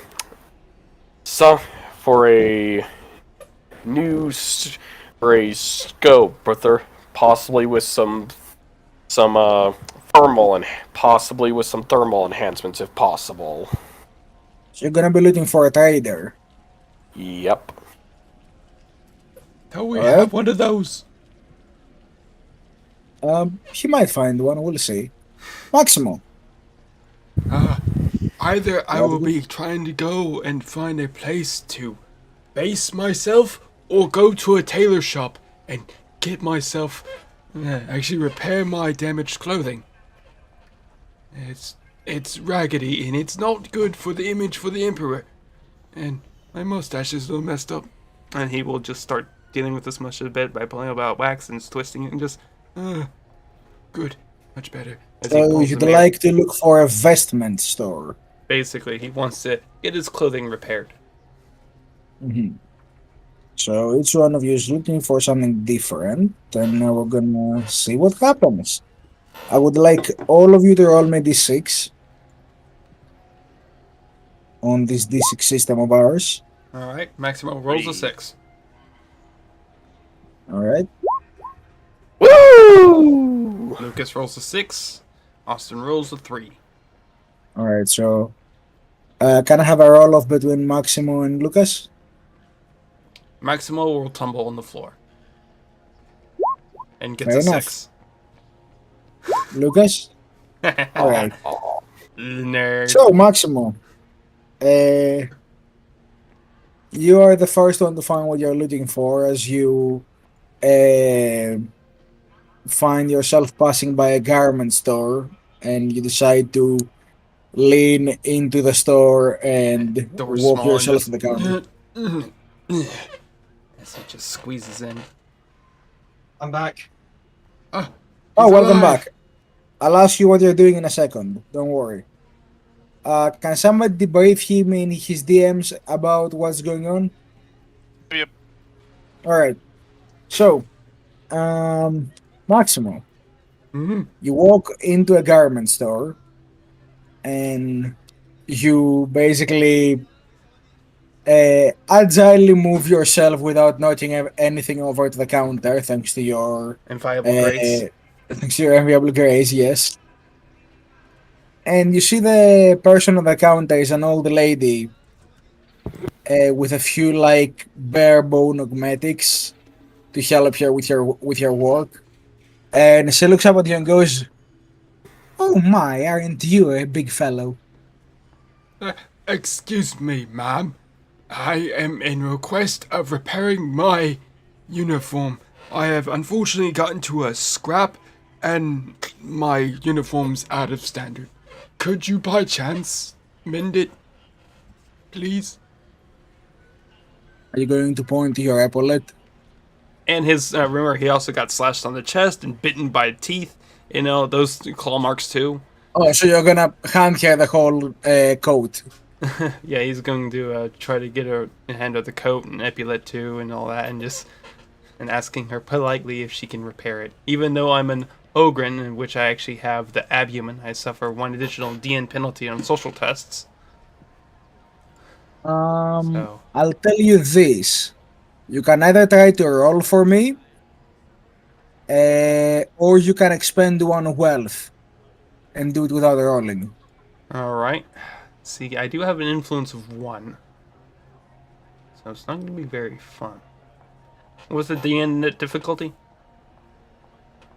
The difficulty, that will depend, but the DN is gonna be 2 if you want to do it by influence, but you could just do it by expending 1 wealth. Alright, then Maximo will expend 1 wealth by depositing some credits, some Imperial Thrones from his Imperial environmentally sealed fanny pack. I see. You place like a handful of thrones on the desk and hand her the coat. Yeah, basically let me- hands her almost exact change and just Do you have a change for a 5? She like counts it up.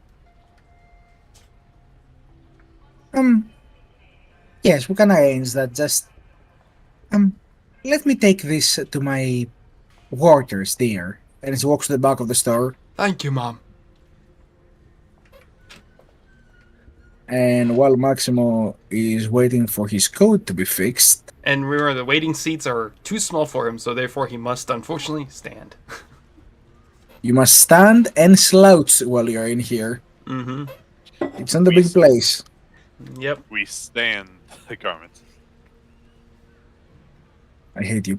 Anyway. Alice humor, baby. So, Lucas, you were looking to find some sort of military supply store. I'll probably just Yep. say that the store's name is Which Stitch This Stitch. Can you roll me a cunning test, Lucas? Ooh. Oh boy. Let's see if I can actually pull this off. Hmm. Uh-oh. I think if you have a wrath, you can spend it.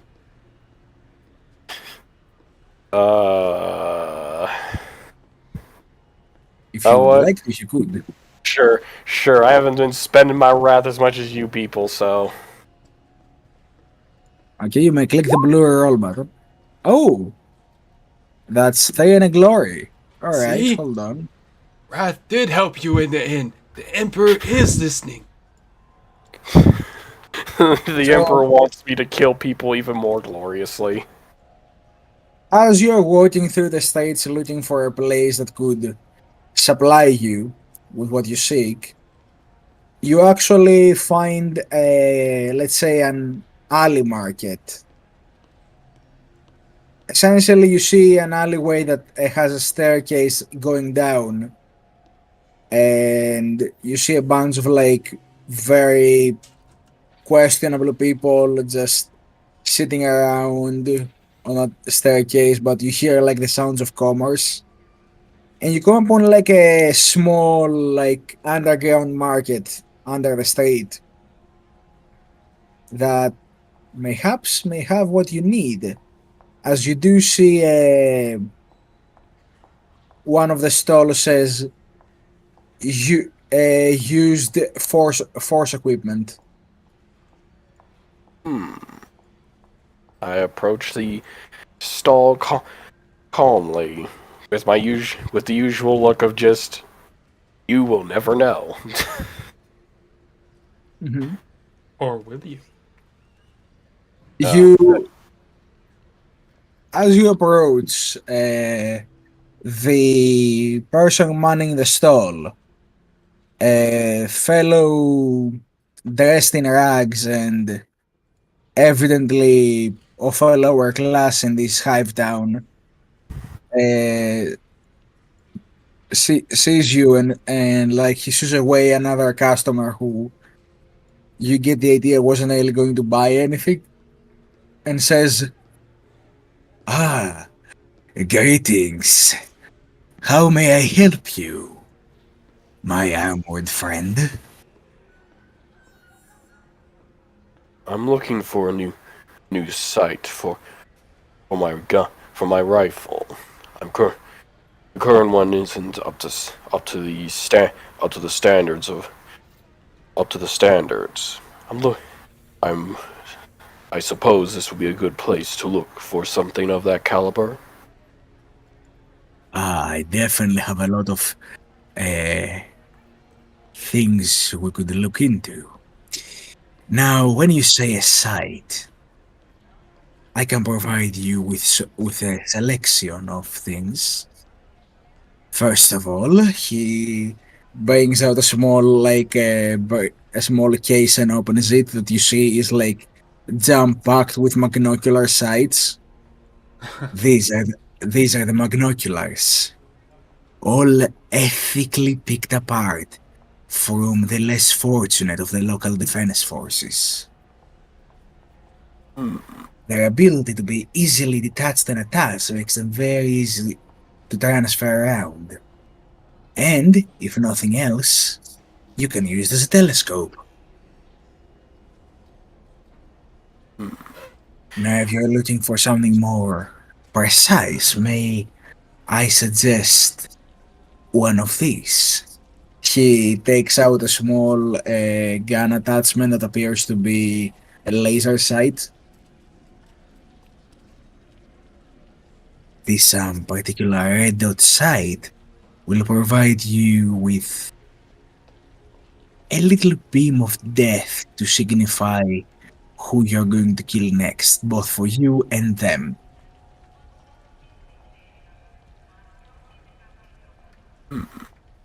Interesting.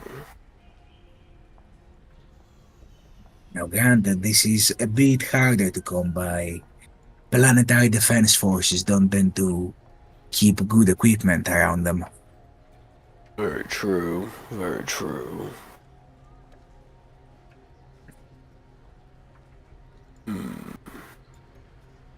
Very well. They- Could I perhaps interest you in some of the in one of our special deals? Perhaps we have a supply of dum-dums that need to go out of here quickly.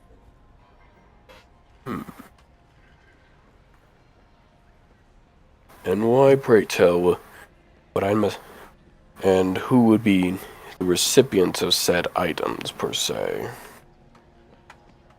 Oh, you, of course. We just need them to go. Can't And have what- cargo like this are lying around too long, can we now?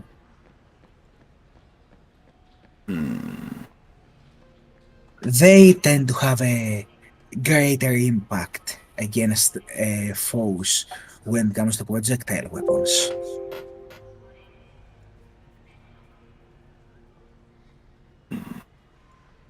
And what, pray tell, would I get out of this deal besides these items? Well, these items precisely. And I would get some wealth.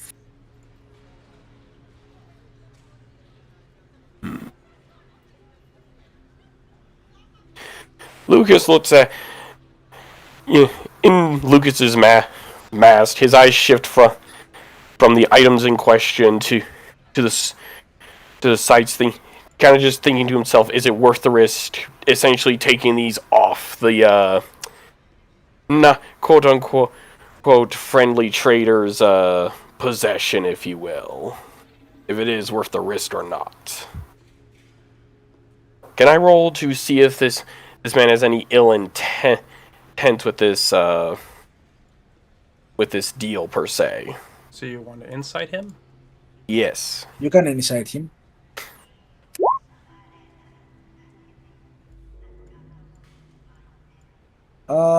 He doesn't seem to be in this for anything other than the money, and you get the idea that knowing the kind of people that would be in this kind of underground market, probably the reason why he wants things to go away so fast is because there's probably some people in the local forces looking for them.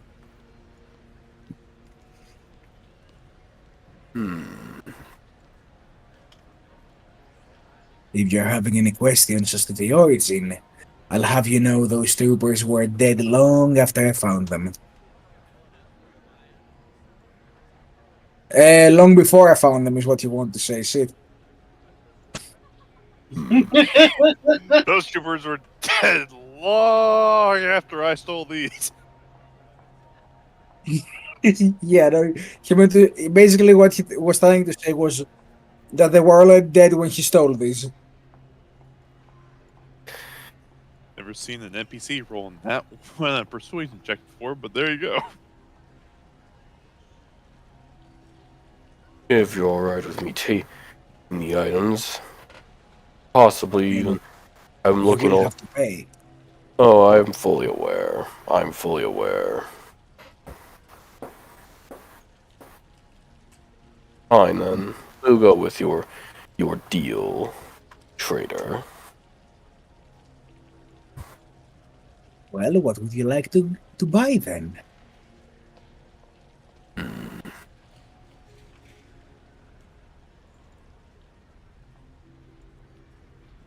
I'll be taking the red. I would like to purchase the red dot site if at all possible. Okay, so for the red dot site, it has a value of 5. And let's see here, is there anything that could be applied here rules-wise? Okay, so I assume you don't have the scam keyword. No. You have the Imperium one. Okay, so it's gonna be value 5 for you to get it. And you can expend wealth to decrease it by value 1 for every wealth. So basically, if you expend the number of wealth, you will decrease at the end by 1 for each point of wealth. In this case, I have 2 wealth, so I can decrease it by 2. To 3, yeah. What's your influence at? Influence is at 1, unfortunately. Yeah, so the highest you can roll is 2 icons. Alright.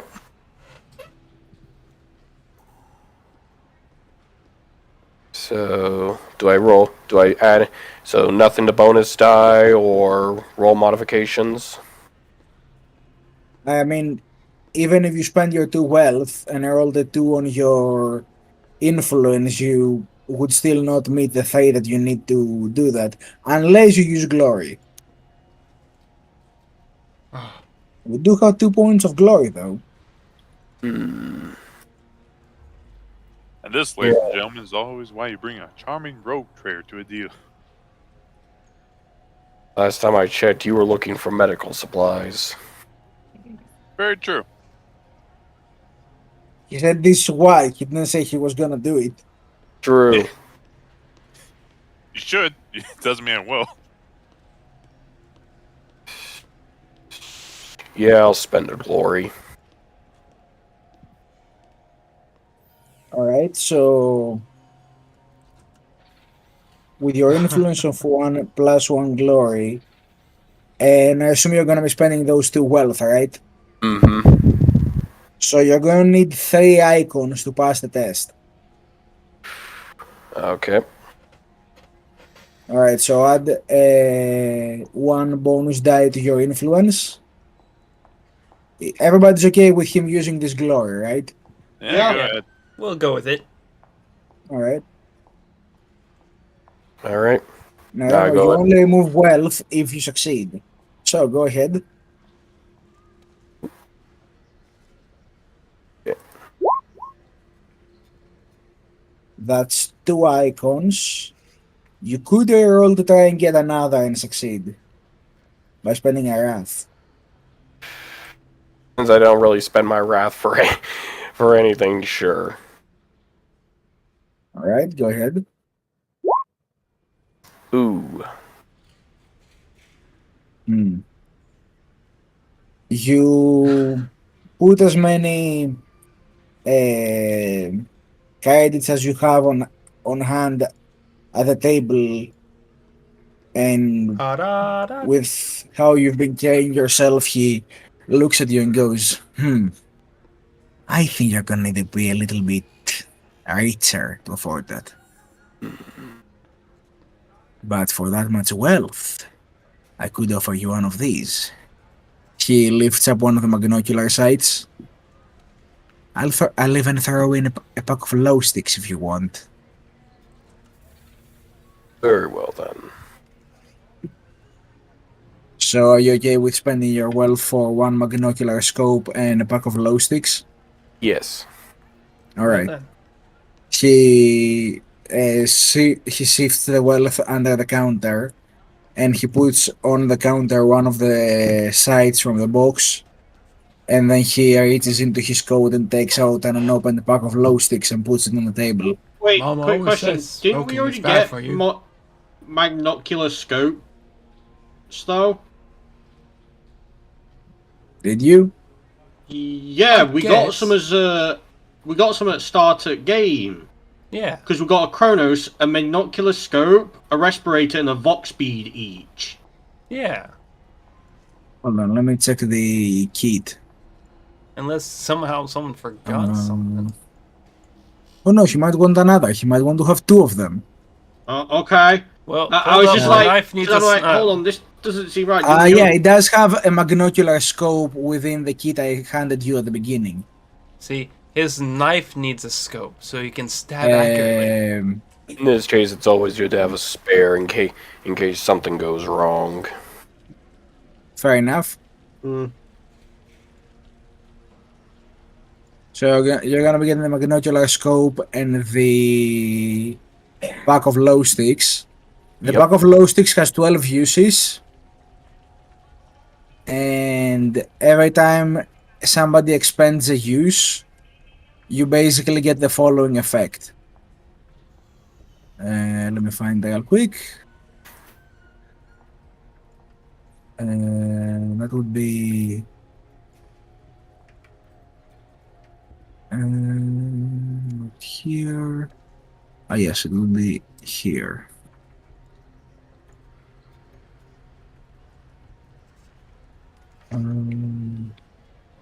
Well, something, I suppose.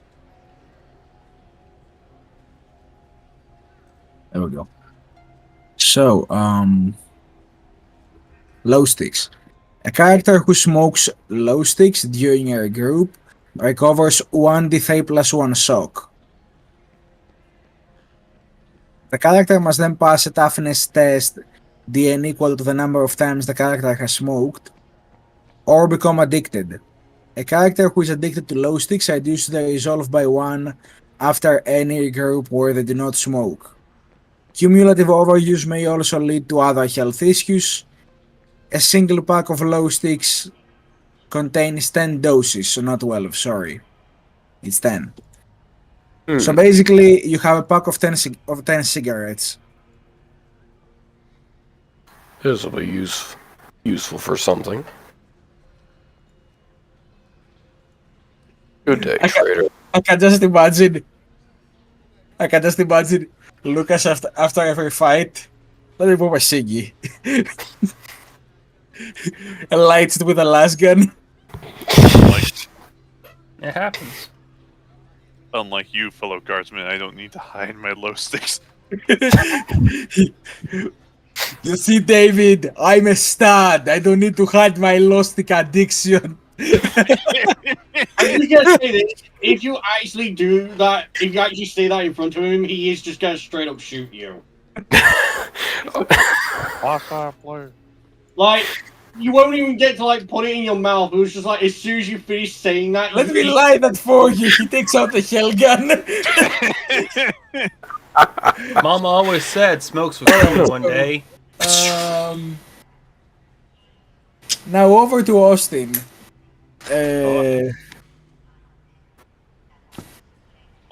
Austin the Holy. No hard things, just to make it clear. So,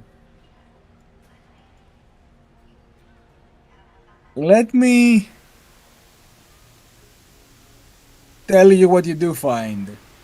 You do at some point pass outside of a building that says dock in clearly painted letters on a piece of metal. Sorry, could you say all that again? The blood loss getting to me. I zoned out. You pass outside a building that says dock in green painted letters. DOC. Yeah, this is my kind of place. He hops in. All right. As you open the metal door, you hear a voice from behind the curtain go, "I will be right with you. Just sit by." Can do. Oh, he like takes a seat. Yeah, he sort of has to adjust the fang on his back because it prodded him in his back, just like. Ah! You hear the sounds of like drills and saws coming from behind the curtain, and you see a little splatter hit the curtain. He sees this, he's sort of hums to himself as it's just like ah. There is no noise. Fair enough. In that case, he's just like there's just like blood and gore happening in the background. And after a while, you see the curtain come open, and from behind steps a tall fellow in fitting clothes, wearing an apron covered in blood, with like both eyes are augmented. There is like a third augmented eye above the left one. He certainly seems to have a lot of augmentations. He has like medical macadendrites coming out of his back. And he puts an augmented arm on on like essentially, how do I put this? Okay. What are those glass cases that you put things to show them off? Display cases? I'm pretty sure they're just called glass cases. Like, Display cases. Yeah, he puts ah, an augmetic arm in a display case and closes it, turning some numbers on the lock as he does. Gotta protect my new merchandise, you understand? By all means. His merchandise. Just throw away the body from the table and sit there. The doctor will see you now. can do. As he gets up, not questioning whatsoever, and we'll just do whatever the guy says. As you go to like that the like doctor's bed, you see a man who seems like his entire shoulder area has been surgically staped open to remove that arm. Yes. Like he turned his entire shoulder into chisels, basically. And you just Right. push him off the table as you sit there. Yeah, Well, just like, something happens, I suppose. Opa, as he just like flips him and gets on the table. Well, I should inform you, I'm the local surgeon and installer of enigmatical surgeries. I'm also the local extractor of enigmatic surgeries. If anything happens, just make sure to bring that leg of yours by. If you don't need it anymore, you know. Right. I'll be sure to do that. In any case, what seems to be the issue? Fellow Gaster got me good. Ah, yes. I can see your side is bleeding. Yeah, and it also took my ear. Would you like me to sever the rest? Make it seem more symmetric? Not, I'm good. Just, rather patch me up best you can, please. Well, he like grabs his fingers together like, I mean, I would do it for the Emperor, but if there's any incentive... Alright. What kind of check can I make as someone that knows this sort of thing and obviously has done this sort of before? Looking at my leg. Intimidation check? I mean, if you won't just convince him to the surgery for you without paying him, that would be influence. Guardsmen are quite influential with their las guns pointed at them. Considering he's going to be having me under anesthetic, I'm just going to pay the man. You are doing a lot here. What? Considering he will have his knives in me, I'll just pay. I was more just going to check how, like, what's the minimum I can pay that would seem reasonable. The situation. You can just make an influence stance to basically be like, I'm important enough for you to do this. Fair enough. I'll do that. Just like, look, I don't know if you know this, but I'm kind of a big deal. Like, I mean, he just sort of pulls up the Felagaster fang on his back. That thing's looking a lot worse than me, so if you can, I'd really appreciate it. Yeah. Influence. 3. Hey, a 3 is good. I hope so. He looks at you. Well, I mean, somebody has already done a decent part's work. I could clean up after them and clear what's left. And since you are of such great influence, how about we make a deal? I'm open for it. Good. In exchange for what I'm going to do, if you ever happen to be in the area and buying me some, let's say, spares back, I'll make sure to offer my service again.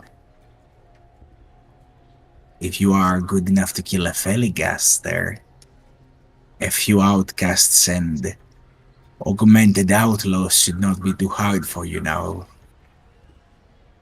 Should you come upon them, of course. You had me at the word spare. You got yourself a deal. And with that influence test, he will say, excellent. And if you die, trust me, they will bring me your leg. Would be disappointed at anything less.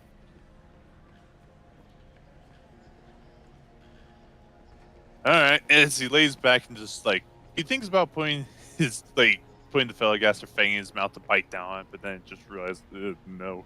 He just closes his mouth to make sure he doesn't bite his tongue off and just prepares himself.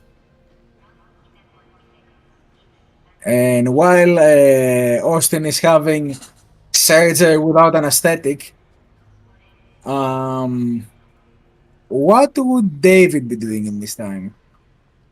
The only reasonable thing, going to the nearest church. Yeah, you managed to find That just sounded like, oh, I was not expecting that. No, I wasn't was. expecting saying reasonable. See, here's the thing. That's what I was expecting. For one of you to at least do. He wasn't expecting to get what he expected. So, you find a local small temple to the Emperor, very small. And you walk inside, David. You find basically a few preachers just gathered around on the pews praying for the night. What would you like to do after you enter?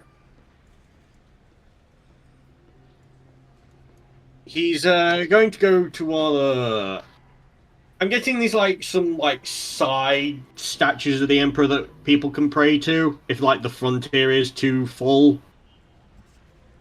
There is one big statue, and by big I mean big, like a statue.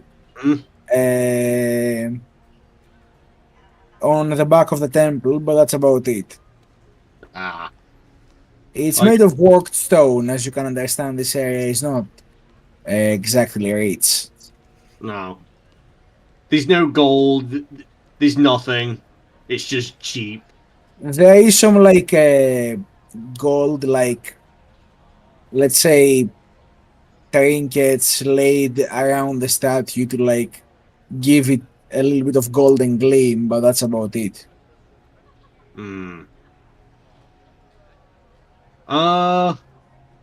Yeah, so David's gonna go to the front, and basically he's just going to begin his silent prayer as he puts his basically las gun in front of him.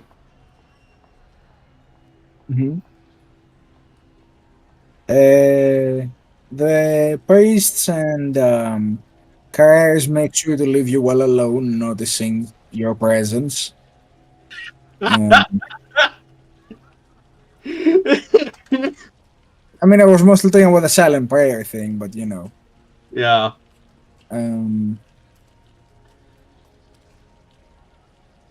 And as you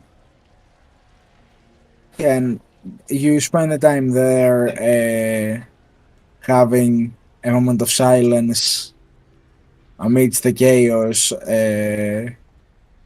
until further notified. Now, I would like to shift our attention back to Lucas real quick. No. Let me guess, he's dead in an alley.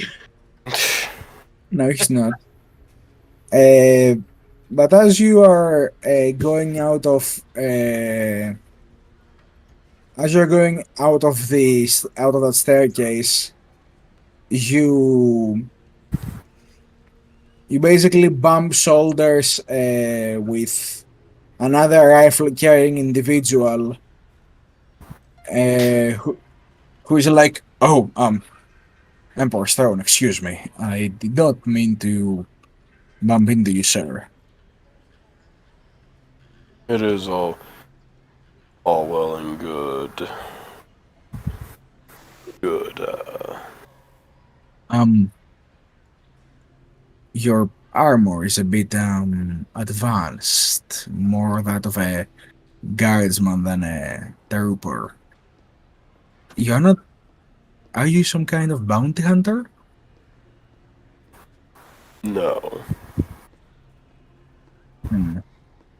Just traveling, I suppose. Indeed. That's a long glass there, isn't it? I just trying to give him the essentially to make this the best possible. I give him a sort of side eye from the mask, just eyeing him very cautiously, like what is his game with being here. Oh, don't give me that look. I'm just, a connoisseur of weapons myself. Rifles in particular. Indeed. So, Lucy's pattern. I see a lot of those. Though it is lacking the usual accelerator that is commonly used by the more field weapons of its kind.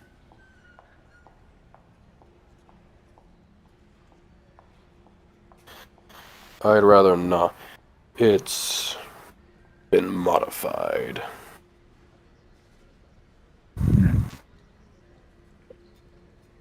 Stay further away, huh?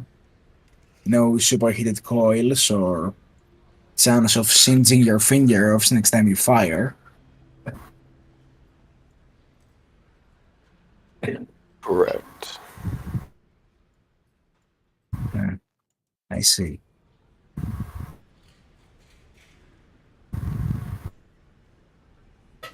Yeah, I hear a lot about Lasgen as being plenty good what they do.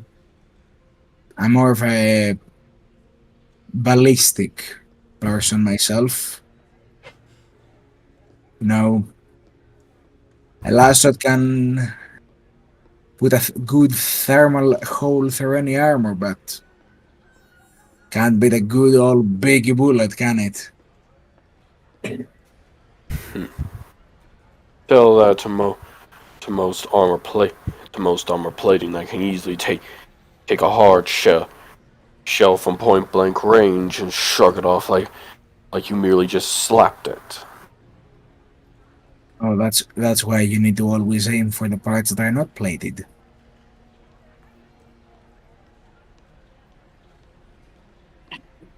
Get them on their weak spots. True. At a time, but at times not even the weak spot can be relied upon. Sometimes it takes around like a last shot to be able to puncture through and make a clean kill.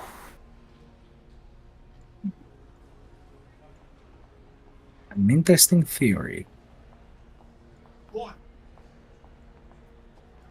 Well, I must meet one of my suppliers here. I'm let's say, of assistance to the locals here.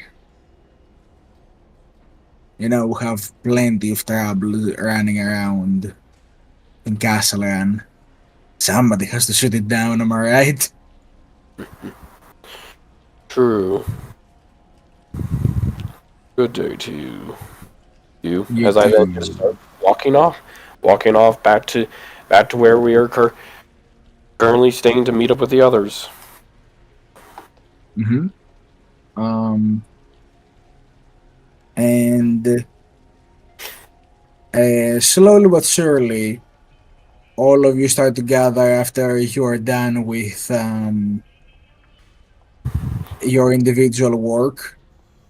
Austin looks like he just underwent surgery without anesthetic because it's literally what happened to him. He now has a leather ear patch. Fair enough. Maximo has a clean suit and spent some time in front of a mirror adjusting his mustache, Mm-hmm. waxing it and all.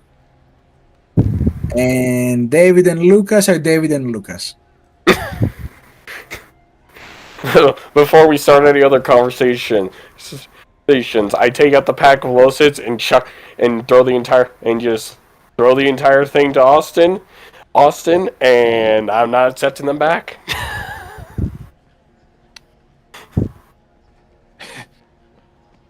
I owe you my life.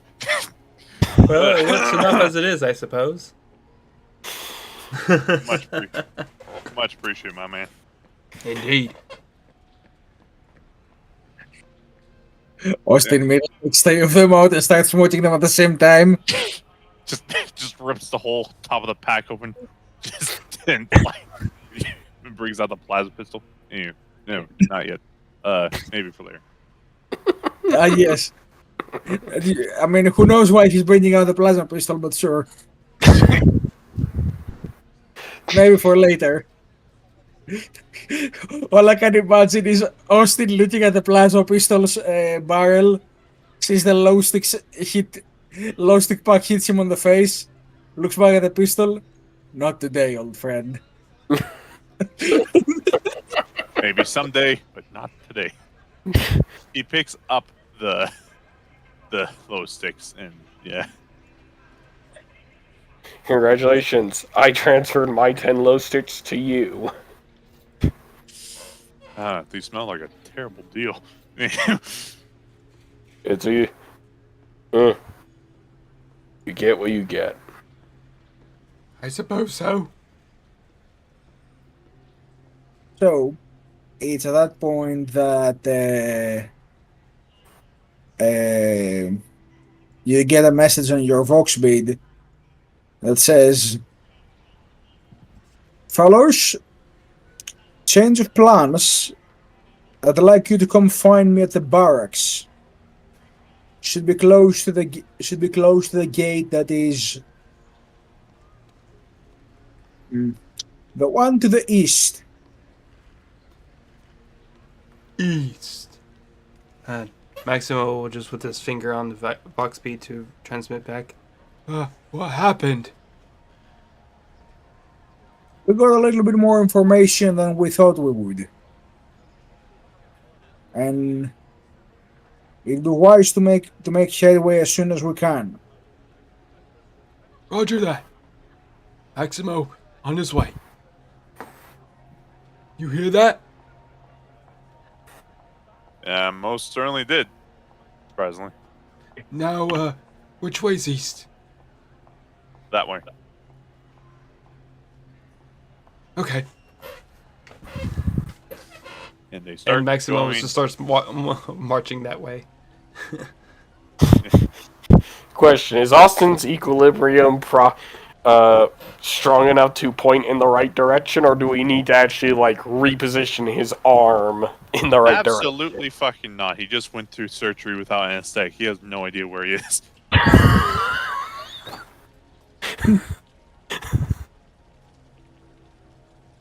Y'all should probably make survival checks. Why is this a sign says South Street?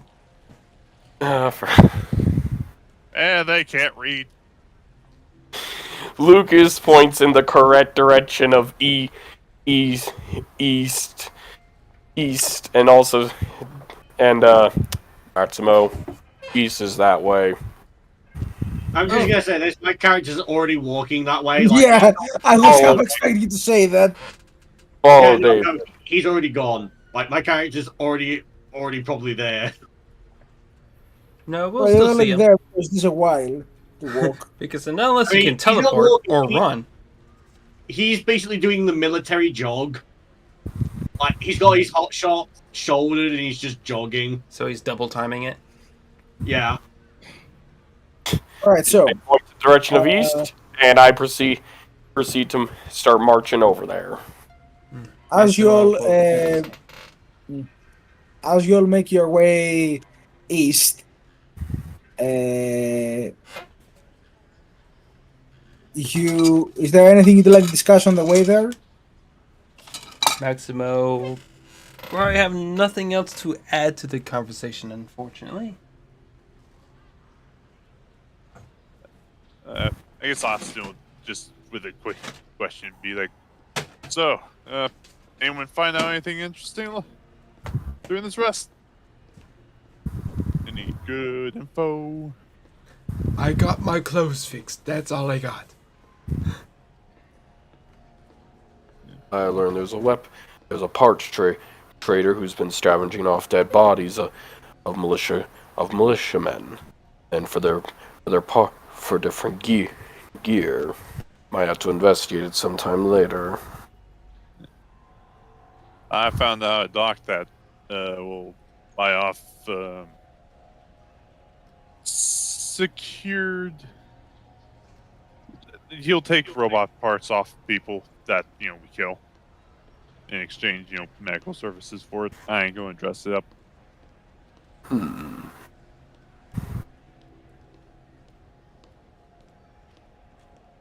We'll have to keep him in mind then, in case one of us ends up needing a mechanic needs even more extensive surgery. Just be sure to pay extra for the anesthetics. Trust me. That's on you, not us. Alright. So, you make your way to the eastern entrance, where the barracks are located, and you see Locke standing outside with the driver's door open, just looking around constantly for you guys to arrive. I'm guessing I'm the first one there. Yeah, you're the first one there, and he's like, "Oh, good, you're here."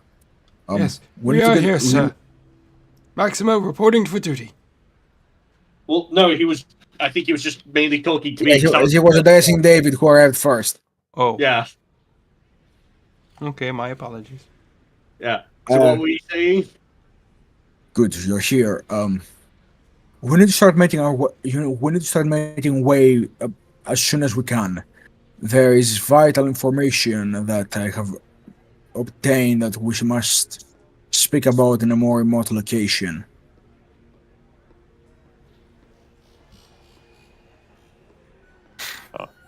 Alright, I assume you have a good spot planned out?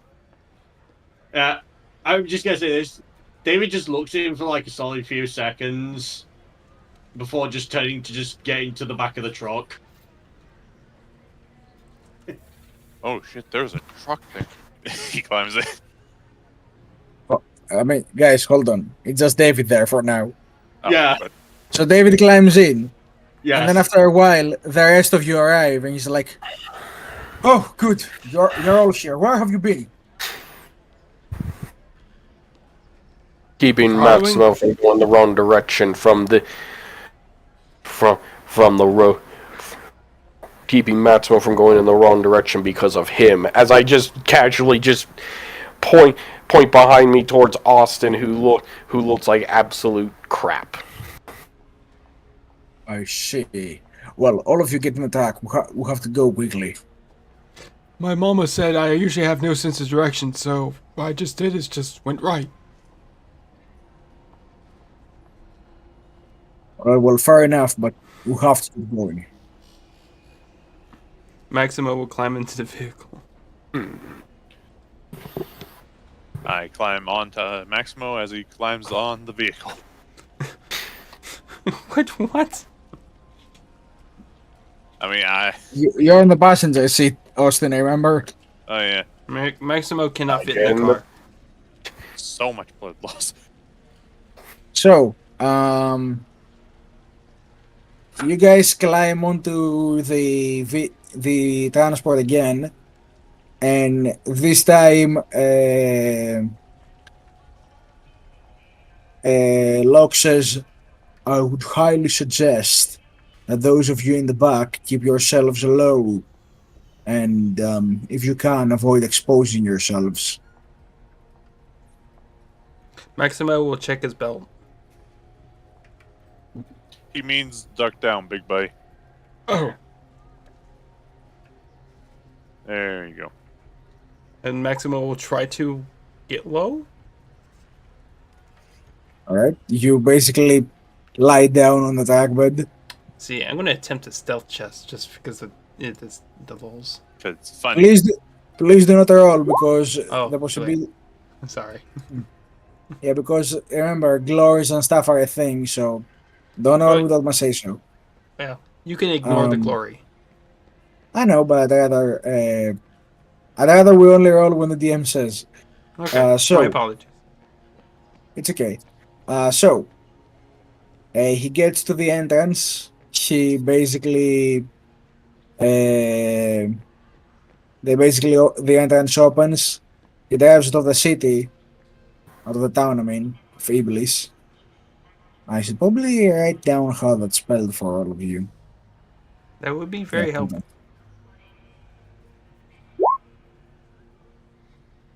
And after you are out of that trance line, you feel the track pick up speed abruptly as he just pedal to the metal and starts going for it until, like, it's a very fast and very silent ride back to the radio tower. And as soon as the vehicle stops outside the tower, he grabs his torture bolt gun, and as he opens the door, he like does a little perimeter check from the window.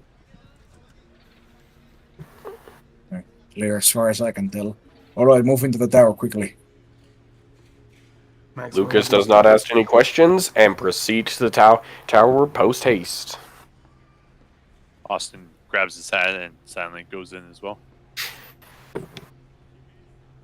Following the vibe. Maximo Yeah. will try to do his stealth ogre maneuvers. Yeah.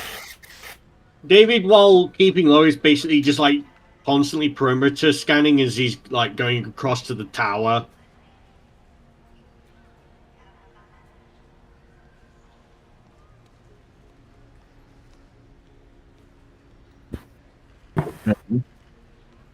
Once you're all into the tower, it's at that point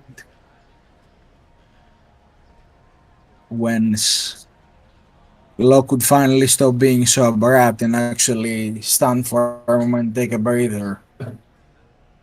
Alright. So about that information. You all may want to sit down. Maximo will look around and just.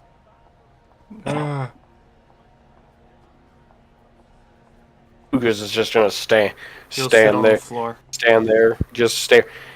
just staring at him, waiting for the information. Austin pops the squat.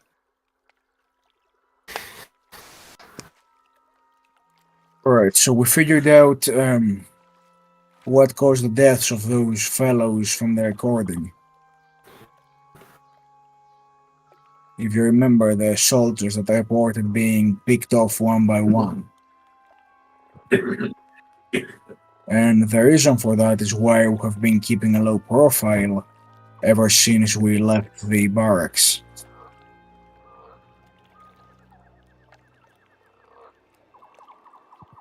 We're dealing with a very bad way to confirm their suspicions.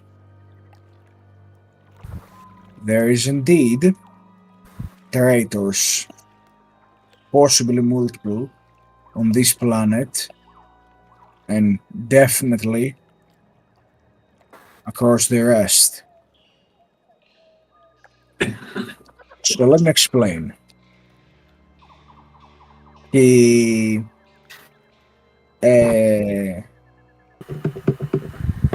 basically takes out a little like pick recorder and puts it on one of the cogitators inside the radio tower and flicks it on.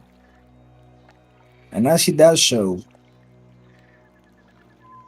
you all see basically a recording of basically like what somebody was seeing from the pic recorder attached to his helmet.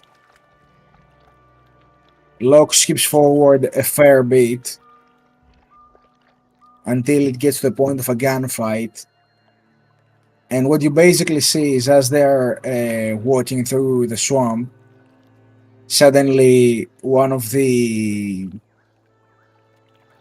men in their squad, specifically the one that was wearing the medic helmet and the arm symbol, you see a large caliber bullet just split his head like a melon. Just pow, you know? Not like a bolt round, but you know, like a 50 cal. So it's not as powerful as a bolt round then. No, Well, but you it's still definitely like a very big ballistic weapon. Like a heavy His head sniper or didn't something. explode; it just popped. So Yeah, like It there burst like blue. were there are shrapnels of basically helmet and a skull all over the place. In that specific instant when Locke pauses it. See that? Shooter. He was Sniper. hidden. sniper. Now watch. He continues the recording, and after a few seconds, as they're all panicking and trying to get their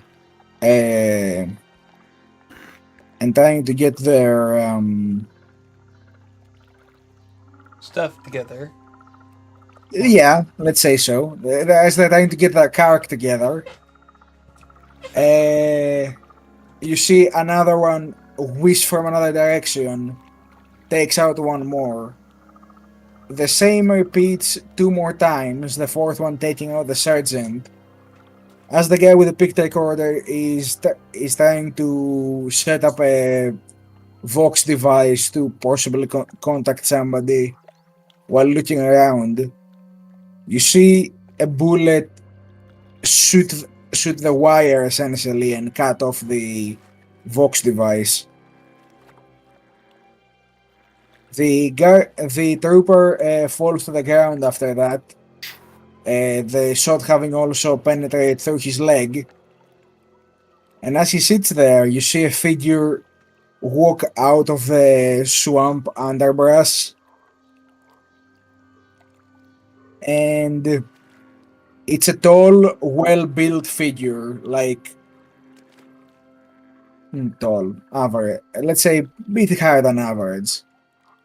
But definitely well-built. Like, this is what you would expect of like a stormtrooper or a scion in body type, especially the two of you that are that. Yep. Yeah, and you see that figure basically approach, putting a large ballistic rifle under his arm and taking out a knife from a holster on the chest as he approaches the trooper. Leans over him and you see him go, "The revolution begins." As he stabs him, like repeatedly on the chest. And then you notice from like the picture recording that basically is half in the mud, half showing, that he goes ahead and basically starts essentially hanging the bodies like the predator from the trees. So he's basically skinned the man and now he's hanging him upside down. Oh, he's not skinning them, he's just hanging them from the trees. Oh, it's just that when the predator hung the bodies from the trees, it skinned them. I know. I was just saying he hung them. Basically snare around the neck and hangs them from the trees after they've died. And the last one he does that for is the last one he killed, and basically from there the recording is just empty swamp until people recover the bodies.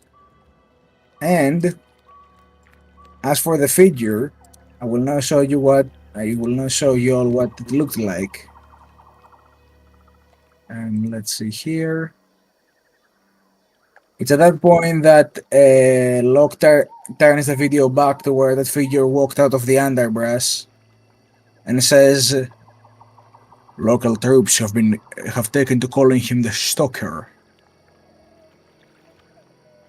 She's definitely the experienced type.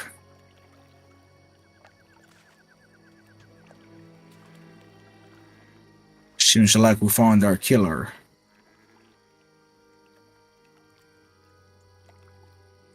Where is he now?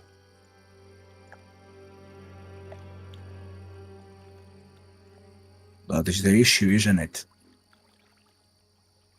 We don't know. Well, then he may have already slipped up. Oh no, you heard what he said? A revolution. There's I don't definitely get it. something big afoot here. True, but if we've been having a hard time to track him, what if we already have a location that we could already track him on? It's just no one's thought about it. Well, I'll tell you this. We've not been having a hard time tracking him. We've only recently gotten information as to what we're dealing with. And we are going to disregard everything those troops officials said to me. And under the name of the organization that we're working with, we're going to venture into his territory and, let's say, pay him a little visit. See what he can tell us about this revolution. Even if we go into his territory, we may not find him there. And I think I may have already encountered him in the city. What? When I went to go search for a possible new site, I ran into someone who was carrying with him a ballistic rifle. He spoke highly of it, as if he himself was highly trained. He talked very extensively of taking out specific weak points on targets, even heavily armored ones. You don't go about even mentioning that unless you are fully capable of taking down a heavily armored foe, that of a human. He was in there looking for a source from an underground marketplace. I think he possibly has a supplier there. Then we should interrogate. Could you identify the suppliers if you were to go there again? Possibly, if we can lighten the tongue on some of them. I just look towards Austin, since he is a road trader and could possibly talk his way out of many situations. He smiles, leaning forward, sort of perking up his eye a bit. Oh, I am all for that. Well, let's switch simpler then. I guess we know our next course of action. We go into the underground market, find the suppliers, and then we take them for a tape out to our little outpost here. See what they can tell us. He sort of claps his hands together. Good old snatch and grab. My favorite. Yes, gentlemen. Looks like we're hunting the greatest beast of all. A hunter. Make sure to get some rest and get your weapons ready. I might need to get some more Ripper ammunition or a different weapon, sir. We'll see about that when we talk to our new friends. We might be able to set something up. I need to let my battery packs recharge. All right. I'm good. We will arrange things. We will arrange things at dawn. But first thing, we need to go and secure those informants. After that, we can negotiate what we want out of them, as well as the information. Now, that being said,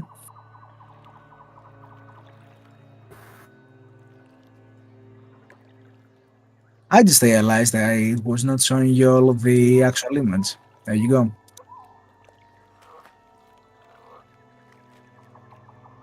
Do you all see the thing now? Yeah, we see him now. All right, good. Sorry about that. Little mistake of mine. Bit late on the mark. It'll work. Well, The stalker. go Get get your out. rest. Oh, girl. Go get your rest, and we'll deal with everything when that's done. I shall report to the Inquisitor, make him know that we have a lead here.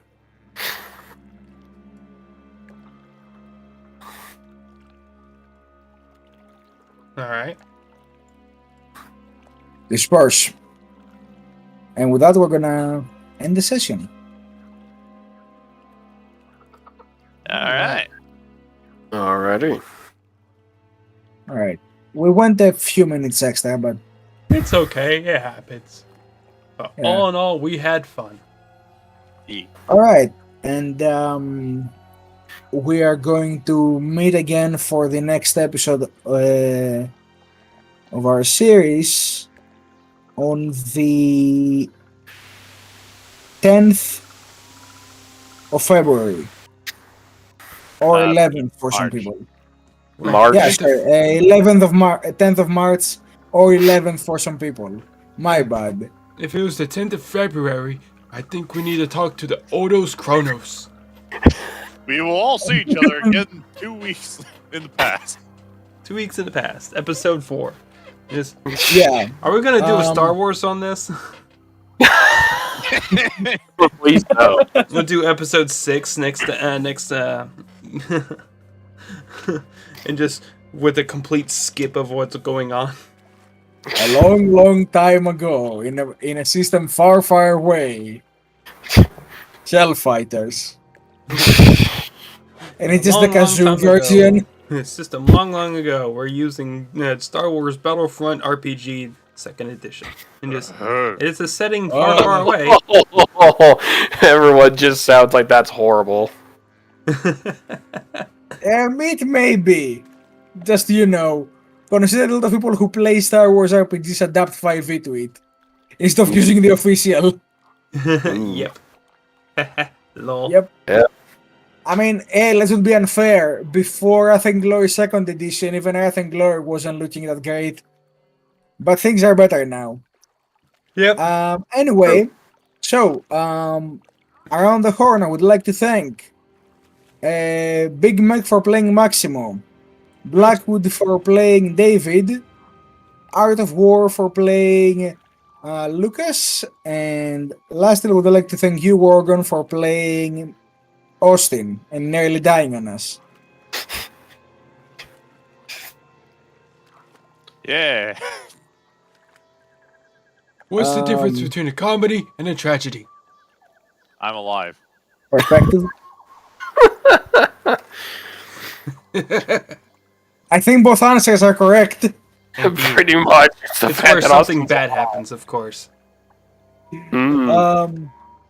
But yeah, I would like to thank you all. I would like to thank the people watching and sticking with us up until the end.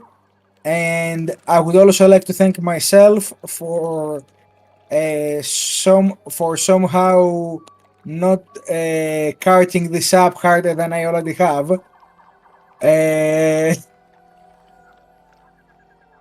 And as I said, we'll see you all in 2 weeks. Any last message from you guys? Remember, good. kids, to remember, do your homework, make sure you get your exams in order, make sure you drink plenty of water, exercise daily, and make sure you say I love you to your mother. And feed your internet router. To suffer not the heretic, the mutant, the traitor. Ah, yes, and let me pull a thought of the day.